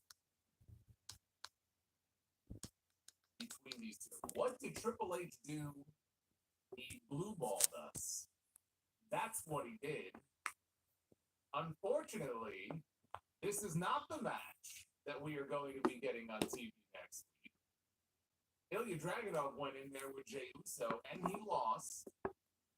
Jey Uso will now move on to the semifinals next week against Gunther. Ilya Dragunov will have to wait to fight another day. This is a very, very sad ending. But all that really means is that we're going to have to wait probably until Berlin at the end of August, because we are going to get that match. It's not a matter of if, it's a matter of when. We're just going to have to wait a little bit longer for it. And I'm pissed off. But that's just because I want to see that match. So they have a match now that I very much want to see. And the idea of doing it overseas on one of those shows in front of those crowds, doing it on a show where there's no commercials is very appealing. But fuck, man, I don't want to wait. I want to see that match right now. So I was bummed out by the finish of that main event, I'm not going to lie. Especially because we already had Gunther against Jey Uso on TV not that long ago, the Intercontinental title. And so now we get to see it again next week. There hasn't been enough time that's gone by to where I'm interested in seeing that. I actually have no interest in seeing that match at all. But it really shouldn't be a surprise that Jey Uso is moving on, because Jey Uso is one of the biggest baby faces in the entire company. I can't sit here and argue the fact that Jey Uso isn't a bigger baby face than Ilya Dragunov. Of course, he's a bigger name, he's a bigger baby face, he's a bigger star. All of that is true, so I understand why. I know why they did it. It doesn't mean I have to be happy.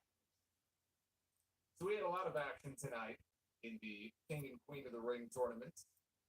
At least I'm not alone. I see a lot of people who feel the same way, have sympathy for it. It's all right, though. We're going to get that match in due time, and when we do, I guarantee you that match will get over every bit as much on the main roster in front of that audience as it did in NXT. NXT UK. You can put these guys in any territory, any era, any promotion, any kind of crowd. It doesn't matter. Some guys, when you put them together in the ring, they just know how to work a crowd. They just work a certain style. There's just something about them. There's not a doubt in my mind that if you take these two guys and put them in the ring anywhere, any era, they would get over. The match would get over. It would be well received. Drew McIntyre is getting a title shot. We'll talk about why and when. We really don't know when, but I have a feeling I know when. And the Judgment Day, they had a story arc throughout the entire show involving Carlito. There were a lot of stories and little stories that were progressed throughout the entirety of tonight's 3-hour show, which I thought on the whole was a very solid show overall. It was a good Raw. It's a good Raw. We had some good in-ring action, a lot of shorter matches as well, kind of blended in with them. The show, kind of that second hour, it was one of those deals where there was nothing bad, but it was just one of those weeks where there wasn't anything overly exciting. And so I was kind of like, oh, all right, we have another hour. Yeah, there have been a few Raws recently where I wasn't really looking at the clock. I can't say that about this show, but I did think overall, though, top to bottom, it was a good episode of Raw. So we are going to get into the entire thing here. Well, I always strive to have a better stream than a better Raw. Better stream than Raw? I don't know. We'll see. This is your Monday Night Raw post show review. Monday, May 13th, 2024. I am the Solid Monster. We did it. We did it. Earlier this morning, we officially broke 80,000. But there is a new super chat that is listed in that you know the drill. Down the street. You know what comes like? Does the greatest trick that CM Punk, you know the expression, the greatest trick the devil. He says also by convincing the fans to trust him over and over again, no matter how many times he betrays their trust. It's like an abusive relationship. He doesn't understand it. It doesn't make any sense. Last week, he was in the ring calling him a coward, challenging him to a fight. This was 1 minute after he left the building. Did CM Punk magically show up? It's like he's got a stooge on the inside, Adam Pearce. So a week before that, he was in the ring. Punk was in the skybox. He went up to the skybox, and then Punk was in the ring. He said eventually he's going to get his hands on him. But right now, he's not going to waste his time on a guy who may not be cleared for another 20 years. Then he turned his attention to Jey Uso, pointing out that he lost another title match, his title match. His reward, Drew's spot in the King of the Ring. Says it is complete BS. He'll deal with Jey later, which, got my hopes up because I figured, okay, that means that McIntyre was going to come back out. He's threatening to come back out at the end of the show. He will factor into the finish. Jey Uso does not have to take a clean loss. Drew McIntyre can cost him the match, and then we can get our Ilya Dragunov Luger match. See? I was still holding out hope. Yeah, me too. So Drew lied. I guess maybe he wasn't speaking literally that he would be back out here later. But I was kind of hoping he was. Says right now his number one priority is the World Heavyweight Championship and that paper champion Damian Priest. So that brought out Damian Priest. He said that Drew's got some serious issues. Since he can't shut that hole in his face, maybe say what you're going to say, but say it to somebody's face. And Drew said, I'd love to, but Punk keeps running away from me every week. But he's going to say something positive right now about Damian Priest. He said that he's got a very inspirational story because he's paid his dues. He deserves all of the success in the world. He just doesn't deserve to be the champion.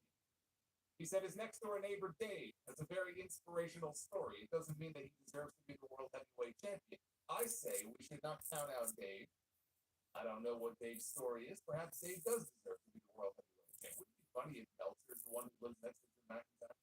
He was talking about what an inspirational story Mr. Meltzer has.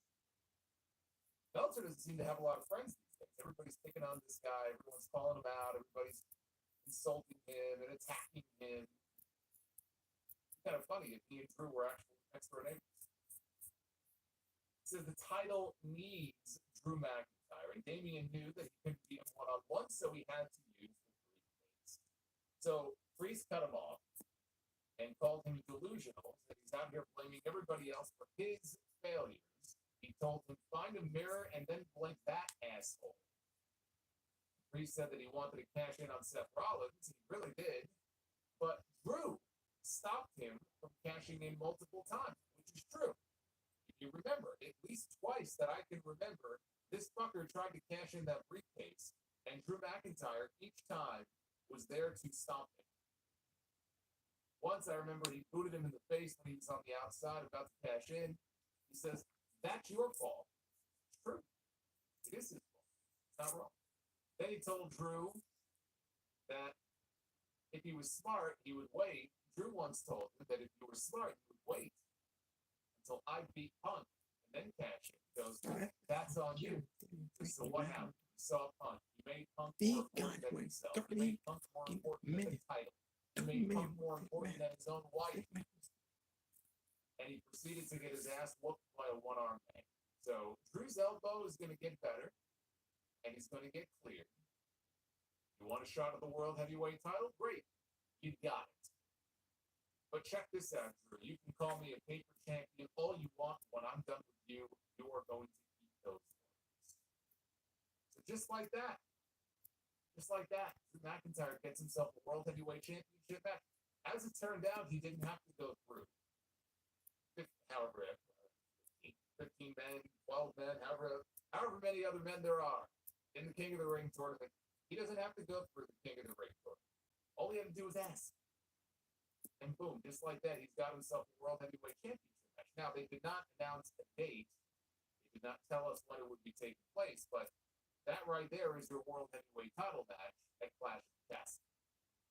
Because Drew McIntyre should be in the main event challenging for the World Heavyweight Championship in Glasgow. The only thing that makes sense. So that is where that match should be taking place. Now, the only question is, does Drew McIntyre win the World Heavyweight Championship? Or do they send CM Punk out there to once again cost him? So the question now is, do they want CM Punk in basically what will be his first big match coming back? It's going to be against Drew McIntyre. Do they want CM Punk in his first big match back to be challenging for the World Heavyweight Championship? I don't know that they do. Especially not if he's not going to win it. I don't know that really makes a whole lot of sense if they're going to go right into a World Heavyweight Championship program with him. From their perspective, it may not make sense. Because if he's cleared in time for SummerSlam, then that's got to be the match. It's got to be McIntyre or Punk, if not earlier, it's got to be McIntyre or Punk at SummerSlam. And also, keep in mind that if Gunther were to win King of the Ring, we still don't know exactly what is on the line in this tournament. Outside of that first promo that Gunther cut when he declared himself, he was the first man to declare himself for King of the Ring. And he sort of alluded to the fact that he would go after this championship or that championship. It's kind of ridiculous that we are how many weeks in now? At least, 3 weeks in or 3 weeks in? We still have absolutely no idea what is at stake, if anything, other than the crown in either of these tournaments. We're kind of left to figure it out on our own. We're heading into the semifinals next week. You would think WWE would give some clarity on exactly what's on the line here, unless they themselves have not finalized exactly what is going to be on the line. I think that's fucking ridiculous. Well, if Gunther is going to win King of the Ring, and let's say the winner of the King of the Ring is going to be able to challenge for the World Championship, it doesn't matter if it's Clash at the Castle, it doesn't matter if it's SummerSlam, it doesn't matter if it's the Bash in Berlin. If Gunther is going to get that title, then again, let's say Drew wins it, feuds with Punk. If Gunther is going to get it, it almost doesn't make any sense to put the world title up for grabs in that feud.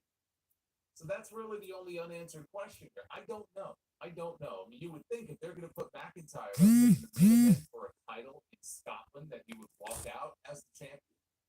But there's no guarantee of that because CM Punk has said he's going to make his life hell. He's going to fuck him over somehow.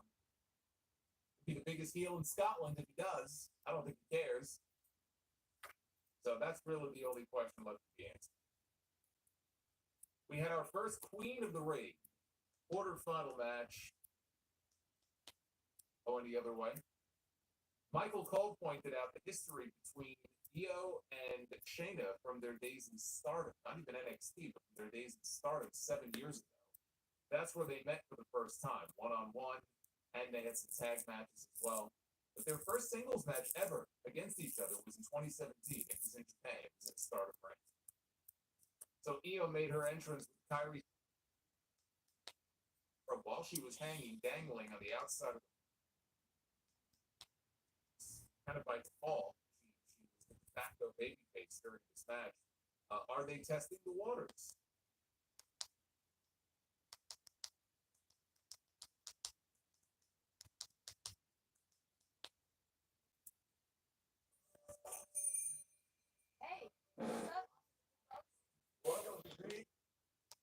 Maybe they're waiting for that. Alright, here we gonna show y'all JD from New York. Just give me a few seconds so I can play from the. I'm gonna show you the beginning of his podcast.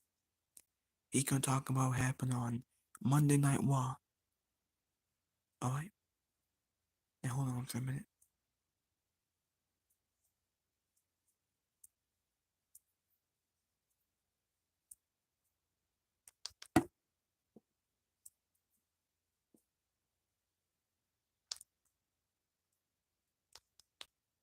Ever you may be.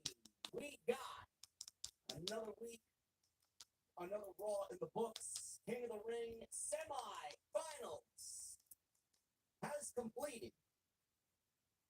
And we now have a clearer picture as to who potentially will be the king of the ring and the queen of the ring.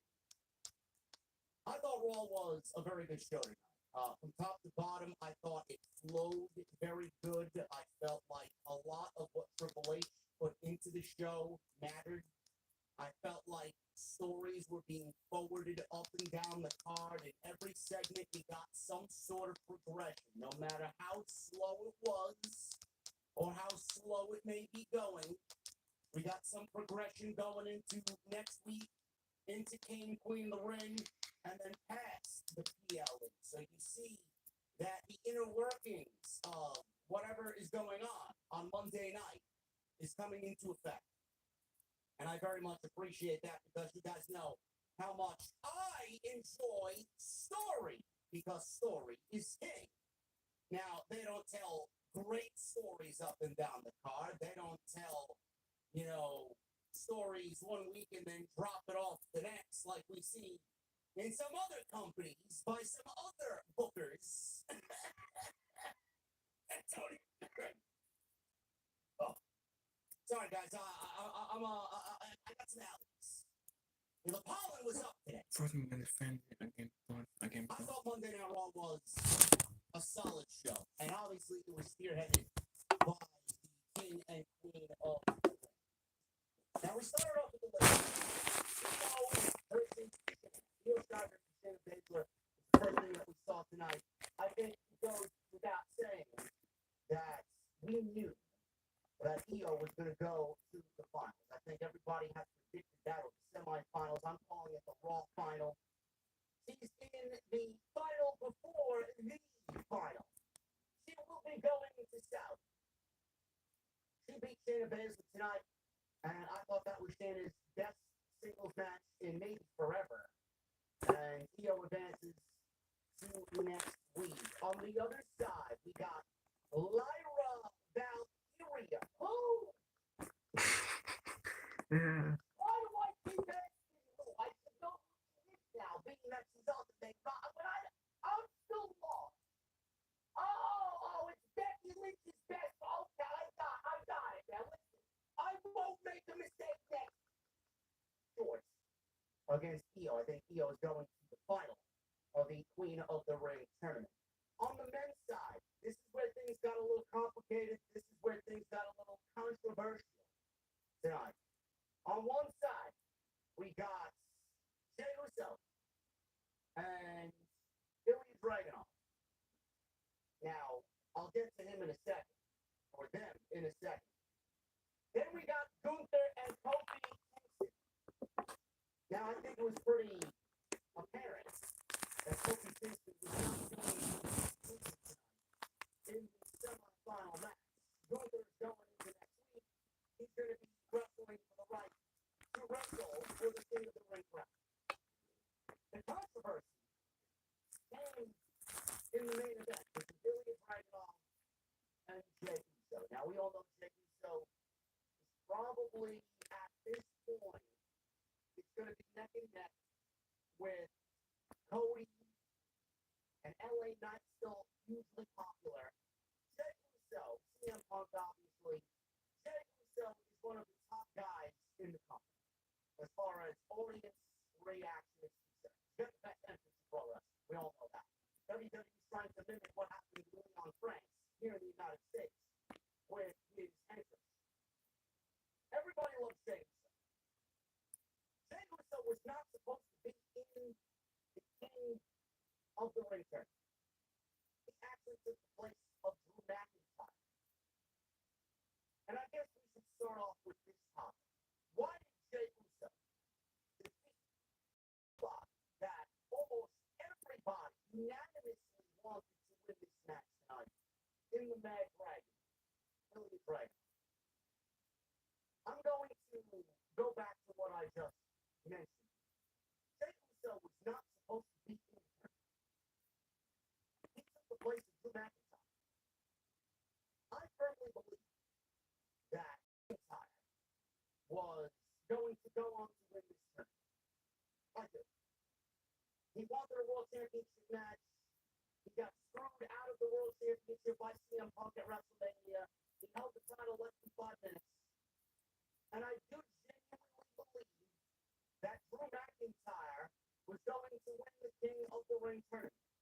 Now, if we go based off that assumption, Jey Uso took the place of Drew McIntyre, and they're just plugging in somebody that is going to go along with the original plan. With Drew McIntyre winning the King of the Ring, Jey Uso is following the same path as he took McIntyre's spot in the tournament. That could be a possibility. Now, I'm not saying that Jey is going to win. I'm not saying that Jey should win the King of the Ring tournament. I'm just saying and calling out the obvious that McIntyre was supposed to be in it. I think everybody had him pegged to win the tournament, and he took the spot of the eventual winner. And they didn't want to ruffle the plans. They didn't want to change the plans too much. And they went with Jey, just filling in for McIntyre, and they're going with Jey all the way to the final. Dragunov, why didn't he win? I know that it was an easy slam dunk for WWE to get McIntyre, or not McIntyre, Dragunov and Gunther in the Raw final, or the semi-final of the tournament. It's a slam dunk. You look at the brackets and the way that they lined up, and you're looking at that as a potential semi-final match, and you look at it head on, and you're saying, there's no way I can pass this up. There's no way that I'm going to beat this match up. Now I love Boston Reed, but he's not doing the Dino people. Well, the last time they wrestled, by the way, was very good. They did not have a good match. It might have been Gunther's worst match, and I hate using that word in the same sentence as Gunther. It might have been Gunther's worst match in the entire title reign that he had with the Intercontinental Championship, and I mean that. I didn't think that they gelled good together at all. Dragunov and Gunther was a slam dunk. WWE did not do that. I'm assuming they didn't do it tonight because they have bigger plans for that match. They have that match pegged for it to be a bigger deal, whether it's when Gunther wins the World Championship, when we get to WrestleMania season, that could potentially be a WrestleMania match. If there's one thing that we know about Triple H, he loves long-term booking. He's already got it in his mind who he wants Gunther to wrestle come WrestleMania season. There's no doubt in my mind. He's already got this feud formulating in his head. He's not going to do it on a random episode of Monday Night Raw in Greensboro, North Carolina on Monday Night Raw. He's not going to do it. He's going to go with Jey. He's going to go with Gunther, and that's the safe bet. Meanwhile, he saves one of the biggest matches that he possibly has right now on Monday night for somewhere that is a little bit more important. Now, if it was in the final of the tournament, that makes a little bit more sense. But this is the semifinal. I'm just making assumptions as to why Triple H didn't go with Ilya Dragunov.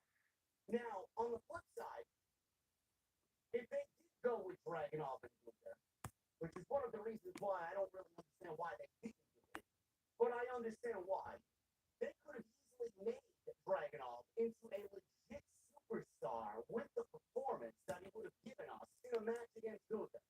Right now, we see the building block phases. Not many people know who he is. Not many people are invested in what he is and what he brings to the table. They're still kind of feeling his character out. If they put him in a match with Gunther, I think it would have been, he would have blown the roof off not only Greensboro, but he would have solidified himself as a superstar and somebody that the fans legitimately should take as a serious threat on Monday night. I didn't feel that way against Jey tonight, and WWE potentially is going to have a longer road to get Dragunov where they want him to be. Meanwhile, they could have did that next week with Gunther, and they could have bypassed. It would have been like a cheat code. They could have bypassed all that and made him into a legit guy. Clearly, he wouldn't have won, but even in defeat, he probably would have looked fucking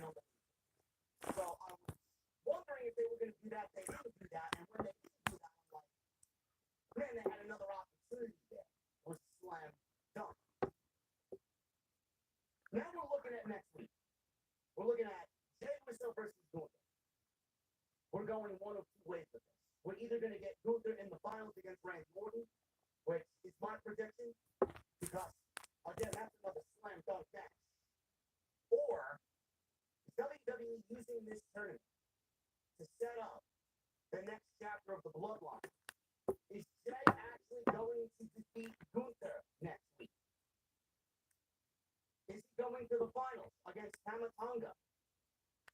WWE going to give us Jay, who was originally in the Bloodline, against Tamatonga, who's in the new Bloodline, led by Solo Sikoa. Is this going to be the next chapter of the Bloodline 2.0? Would WWE use the tournament to give us the next chapter of the Bloodline? I won't be surprised if they do. Do they need to do that? No, I don't. I think it would be a waste of a tournament when you could easily do this outside the tournament. How do we do it outside the tournament? I don't know where Jacob Fatu is showing up, but if I'm WWE, I don't know what the fuck we're waiting on. Jacob Fatu could show up next week and fuck over Jey Uso and hand the match to Gunther as he goes to Saudi. I don't know. I think we could potentially see that. But do we get Jey Uso versus Tamatonga in the finals to sell the next chapter of this Bloodline story? Do we see Jacob Fatu in Saudi? I don't know. I hope WWE doesn't go that route, because if you look at that potential final and then look back at everything, it just feels like they're doing a little bit too much to shove the Bloodline in your face. Meanwhile, the tournament should be used to build up somebody else organically, and you have all the resources possible to tell that story outside the tournament. Why do you need to tell that story outside the tournament and then inside the tournament? I don't understand that. That would be illogical booking. That would not be good booking. Another thing that I have to bring to everybody's attention, I don't know what's going on with Gunther, if this particular aspect is still in effect. I don't know if Gunther's passport issues or travel issues are resolved. I want everybody to keep that in mind as well, because it was going into the Elimination Chamber where we fantasy booked Gunther wrestling on that show. He didn't make that show. He didn't travel to Australia. He was not in France. Just a week ago, he wasn't in France for Backlash. Now we're talking about Saudi. Is WWE still dealing with Gunther's visa issues? And is that the reason that Jey Uso is going to win the Raw part of the King of the Ring tournament to go to the finals? I don't know. But it has to be brought to everybody's attention, because it affected him being in Australia for the Chamber, and it affected him being in France at Backlash. We may be looking at Jey Uso versus Tamatonga in the finals for the tournament, just based on that alone. And we'll figure that out. We'll figure it out come next week. We'll know next Monday. If Jay's in the final, I think it's a pretty safe bet that Tamatonga wins in some form or fashion over Randy Orton on Friday. But the reason why WWE did not do what they did next week, and again, the one huge aspect to it all may be Gunther's travel issues, his visa problems. It would be a slam dunk to give us Gunther and Dragunov next week. But if that's the case, why even do it when Dragunov was never scheduled to be in the final in Saudi anyway and win the tournament? Why do it? Again, I want you guys to hold on to that to see what happens next week. It may be a situation where it comes down to Gunther's travel issues as to why Dragunov didn't win and why Jay won tonight. Jay goes over Gunther, Jay goes to the finals, and we get Jay wrestling for the King of the Ring. But also at the same time, you know, WWE wants to be Dragunov and Gunther. Just like that bigger place. Because you gotta remember, Dragunov, he made a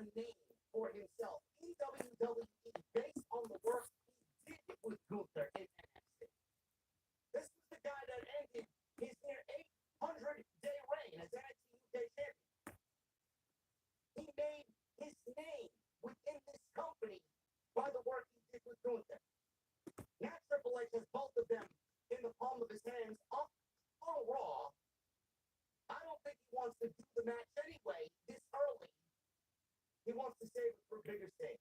But again, it all comes back to Gunther's visa issues.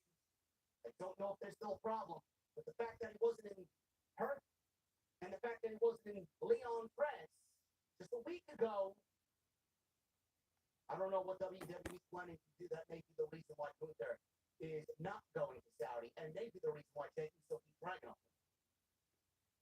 So we'll see what happens. We're going to talk about Becky Lynch and Liv Morgan. They're forwarding that feud quite nicely. We are going to talk about the Tag Team Championship. Jason and I will talk about it tomorrow night on Tuesday Night Titans episode 48. We hope you guys can join us tomorrow. Make sure you got your cold beverage or two ready.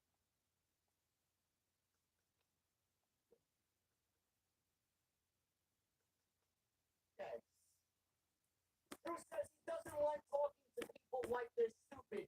But if you're a CM Punk fan, you're stupid. He said Punk called him a coward, but last week he left the arena before Punk got there. Yeah. He said the week before that, he was in the stage, or on the stage. Punk was in the skybox, and when he went to go find him, Punk was in the ring. He says he's avoiding him. He says he's not going to waste his time on a guy who might not get cleared for 20 years. He said giving Jey Uso his spot in the King of the Ring tournament was bullshit. And he said he'd deal with him a little bit later. But we never got that. He said his top priority is the World Heavyweight Championship. He called Damian Priest a paper champion. He says he's been watching Priest backstage walking around like a big man. Priest all of a sudden comes out and interrupts CM Punk. Priest entered the ring, and Drew has some serious issues. He told Drew to say something to someone's face, who says he'd love to do that with Punk, but he's been avoiding him. Drew told Priest he paid his dues, but that doesn't mean he should be champion. He says his neighbor Dave has a very inspirational story, but it doesn't mean he should be world champion. Drew said Priest is the case of a title making a man, but the title is new enough, it needs someone of his caliber to establish it. He then told Priest he used the briefcase because he couldn't win an actual match. Priest interrupted, said he's blaming everyone for his own failures. Drew combated that with making fun of the what chance. Say what if you think Damian Priest is a BS champion? And obviously the fans said, what? Drew laughed. The crowd in South Carolina were a bunch of Priest said, I'm still the champion now. It doesn't matter what they said. He said Drew should look in the mirror and blame that asshole.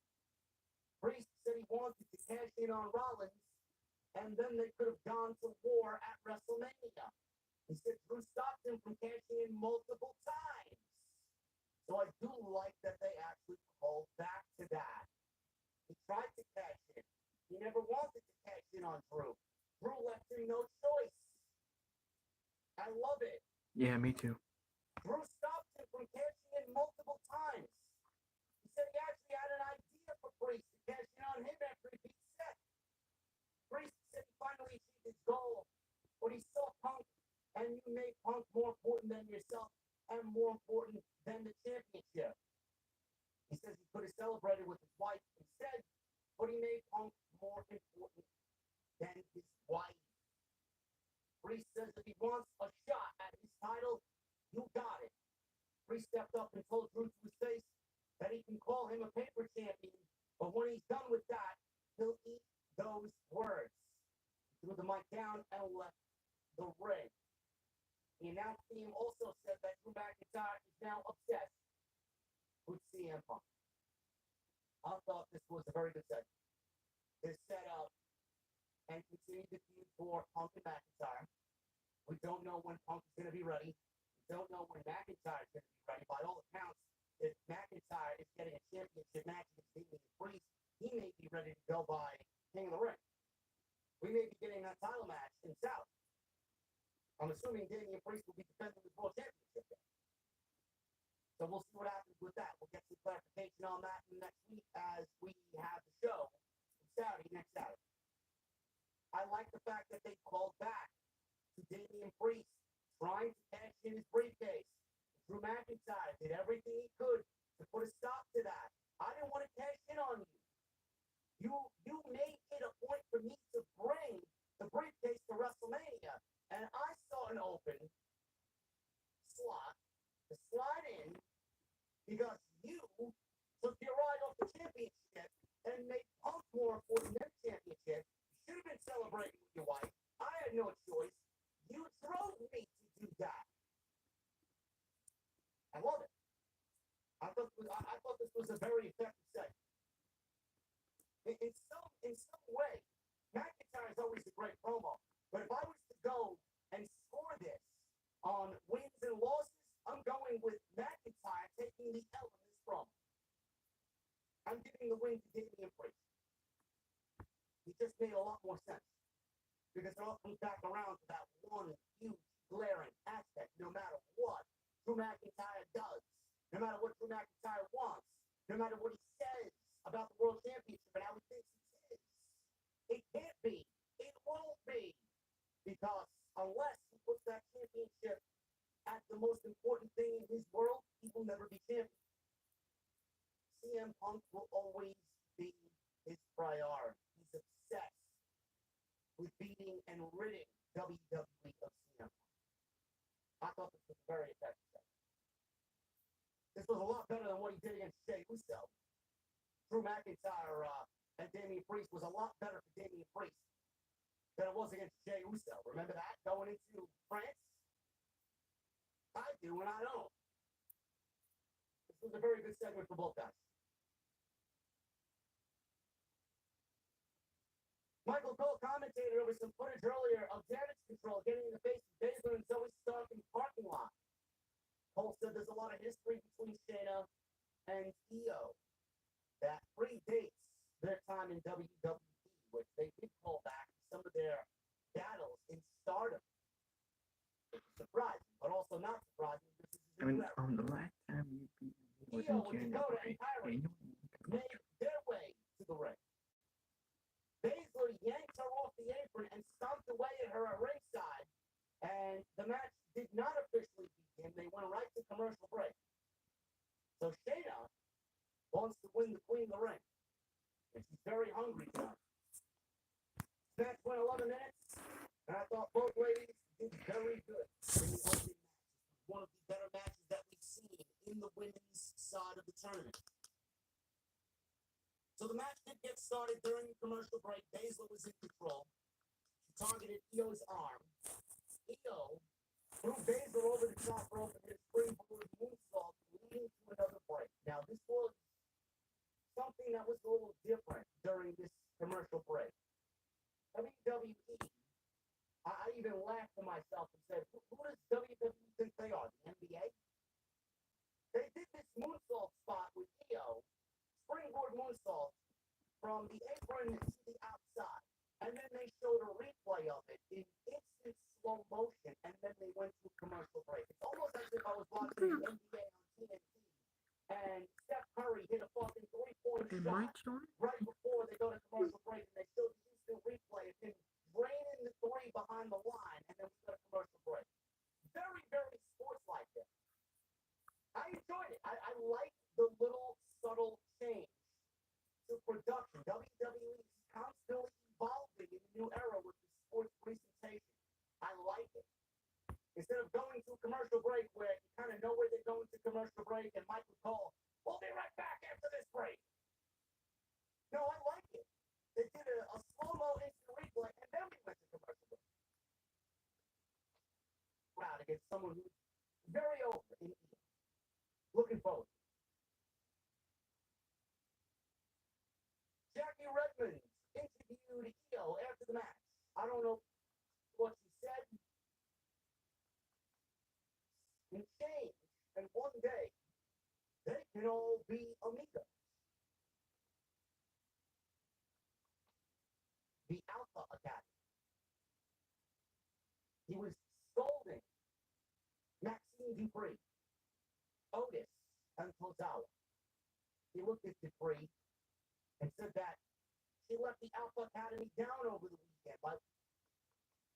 And Chad Gable was scolding everybody in the Alpha Academy. Ivy Nile walked up to Maxine and said she could have helped train and prepare. Talk about what Gable did to Otis later on in the show, man. Not really a fan of them disrespecting Otis. I don't know how anybody could genuinely dislike Otis. Jackie Rudman interviewed Kofi Kingston. As he said he would. She brings honor. Said because that they usually project to us via their promos has been lessened because this is an important match. And this is an important tournament. I like it. It's a little thing that you gotta keep noticing. Samantha Irvin. We see a shot of her in the ring, and she introduced Lillian Garcia. So Lillian was back on Monday night. She asked Lillian if she wanted to announce the next King of the Ring match. Garcia said she would absolutely love to, and then she said that Samantha is doing a wonderful job and that she's proud of her, and they hugged and embraced. You know, the one thing that you are slowly seeing in this new era is that they are making sure you know who the company is firmly behind. That much is very well done.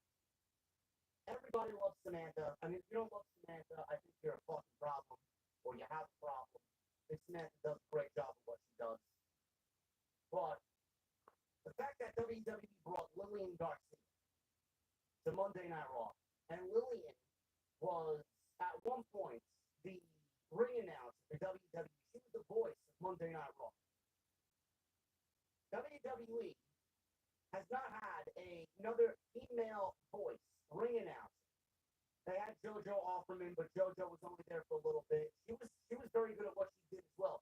But Lillian was the last one that actually made a huge difference. And WWE brought her tonight, in my opinion, to do this spot as a passing of the torch to Samantha Irvin. And WWE is firmly behind Samantha Irvin. And WWE is now at the ring announcer position, all female. WWE's got on Monday night, and now they have Alicia Taylor on SmackDown.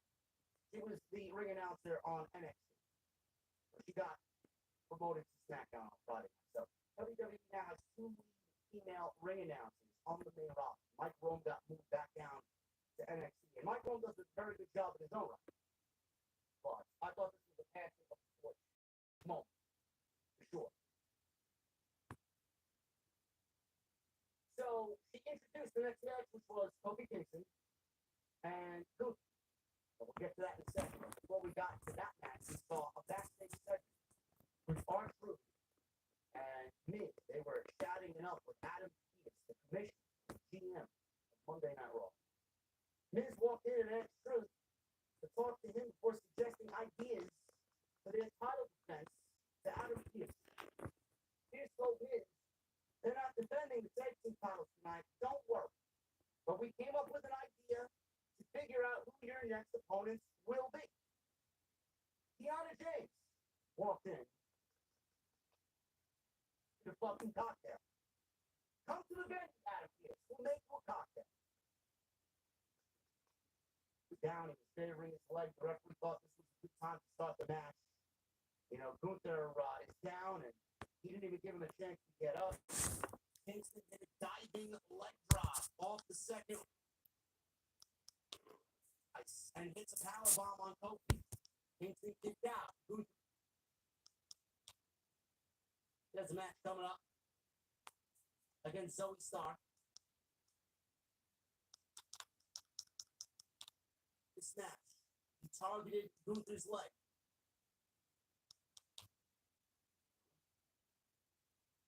See what happens. Is Liv Morgan scared? I don't know.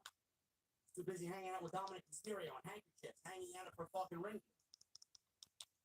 Get something to blow her nose? She's blowing something else. I don't know.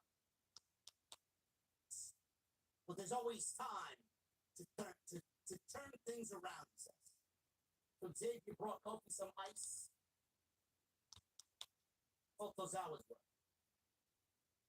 Literally, a squash match, yes. Literally, a squash. That's what Bronson Reed does to everybody on the receiving end of the tsunami. I know you couldn't pay me to take that fucking move. Holy shit. Candy Kelly. She approached Ludwig Kaiser. He's in the back. And the tactics against Sheamus. Kaiser was there crazy.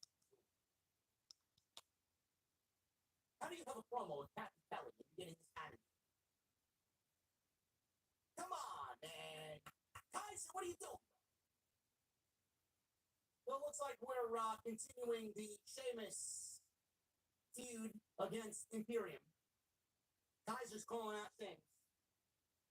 I don't know where Sheamus fits into all this, but at some point, I do believe he's going to get involved in the Intercontinental Championship title picture. We just need the clearer picture to reveal itself. Will it be Bronson Reed? Will it be Chad Gable? Will it be Sami Zayn? Maybe Kaiser wins the Intercontinental title. I don't know. Maybe. It looks like we're getting Sheamus and Kaiser at some point. Another piece to the overall progressive story. So basically, mostly everything that I've talked about up to this point has made some sort of sense. They're going in a direction. So through 2 hours, WWE Breaker walks in and said his opponents would have been in the deep end and he would have had drug. I think we could use. I think we could do more with Conway, honestly.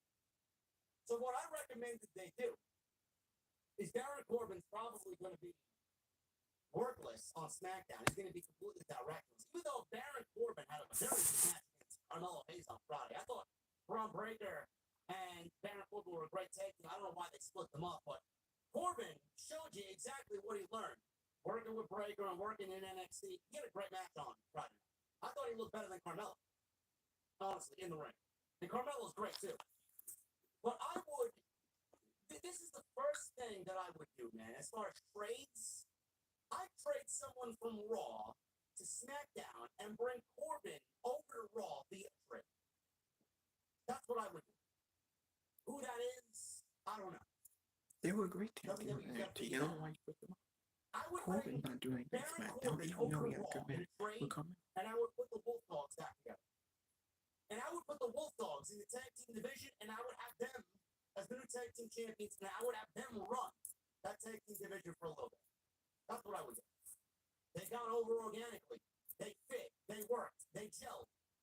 I don't know why we're not continuing that. I felt like, you ever get a feeling that you kind of know when something needs to end? I paid attention to what they were doing in NXT, and I felt that it wasn't. It was only at the end because WWE was ready to call Braun Breaker up. But I don't know why it couldn't continue on the main roster if you were going to call up both of them anyway. If he's not going to factor into a major program, I would put him back with Braun Breaker and team him up with Braun again. That's what I would. Jey Uso would be a logical trade. Jey Uso would absolutely be a logical trade. Yes. Maybe they're waiting for that. Maybe we'll get Jacob Fatu to be the catalyst for that. Being that the Bloodline's over on SmackDown, Jacob Fatu's going to end up joining them. Maybe Jey wants back over there because he's got to join his brother. Trade. I like it. Maybe that is what they're waiting for.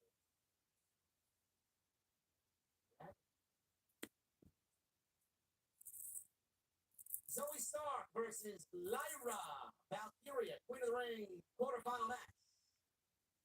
Now, I think Zoe's very good. She's a very good one. She gets no reaction. And she doesn't really have any real character or charisma. But am I the only one that, when I watch Zoe Stark wrestle, when she wrestles, does it feel like she doesn't want to be there, you guys? Break early. Lyra. Otis knocked Sammy down at the start. Nope. 3, and Sami Zayn beats Otis in 2 minutes. So at the end of this thing, Gable was yelling at Otis, choked him. Sammy sees this from the aisleway, runs back into the ring, grabs Gable, gives him a exploder suplex into the corner, drops Gable right on his head. Gable then avoids the Haluva kick. Otis ran over to help Gable up. Gable blamed Otis for everything that happened. Everybody looks sad. Otis looks sad. And then Gable slapped Otis right across the face. People booed. Everybody looks sad. Otis looks sad. Gable walked away. He turned, did Otis, looking down, dejected, sad. Do you prefer with your McNuggets? No. Retaining the championship due to outside interference from the old Alpha Academy members. Well, Gable then recruits a new Alpha Academy with Greeks. Maybe. But this was clearly forwarding to what happens next. Clearly, you see the dissension and the breakup looming with Otis, Tozawa, and Maxine, breaking them up away from Gable. Braun Strowman. There was no Strowman Express tonight, so I will not be doing the Strowman Express. Strowman wished Creeds. I wonder if this was coincidence that Gable was in the last segment, and then we go to the next segment with the Creeds. I don't know. Strowman was talking to the Creeds backstage, wished them luck in the tag team #1 contender, Fatal 4 later. He says it's been fun watching them earn a reputation. Complimented Ivy Niles' biceps and said, haha, she's going to have bigger biceps than me. J.D. Oreo McFlurry walks up to Braun Strowman. Right up. He asked him, what flavor dipping sauce do you prefer with your McNuggets? No, he didn't. I'm only joking. J.D. McCafe walked up to Strowman and warned him to stay out of Judgment Day business. Braun Strowman was like, oh yeah? Laughing at this guy, mocking him. You believe this guy? This guy coming up to me, man. I don't believe it. The fuck is JD McChicken Nuggets gonna do to Braun Strowman, man? Holy shit. Braun Strowman's gonna pound this guy to the fucking ground. He's gonna dip him like a fucking nugget. It's sweet. Kyrie saying, attack Becky Lynch, and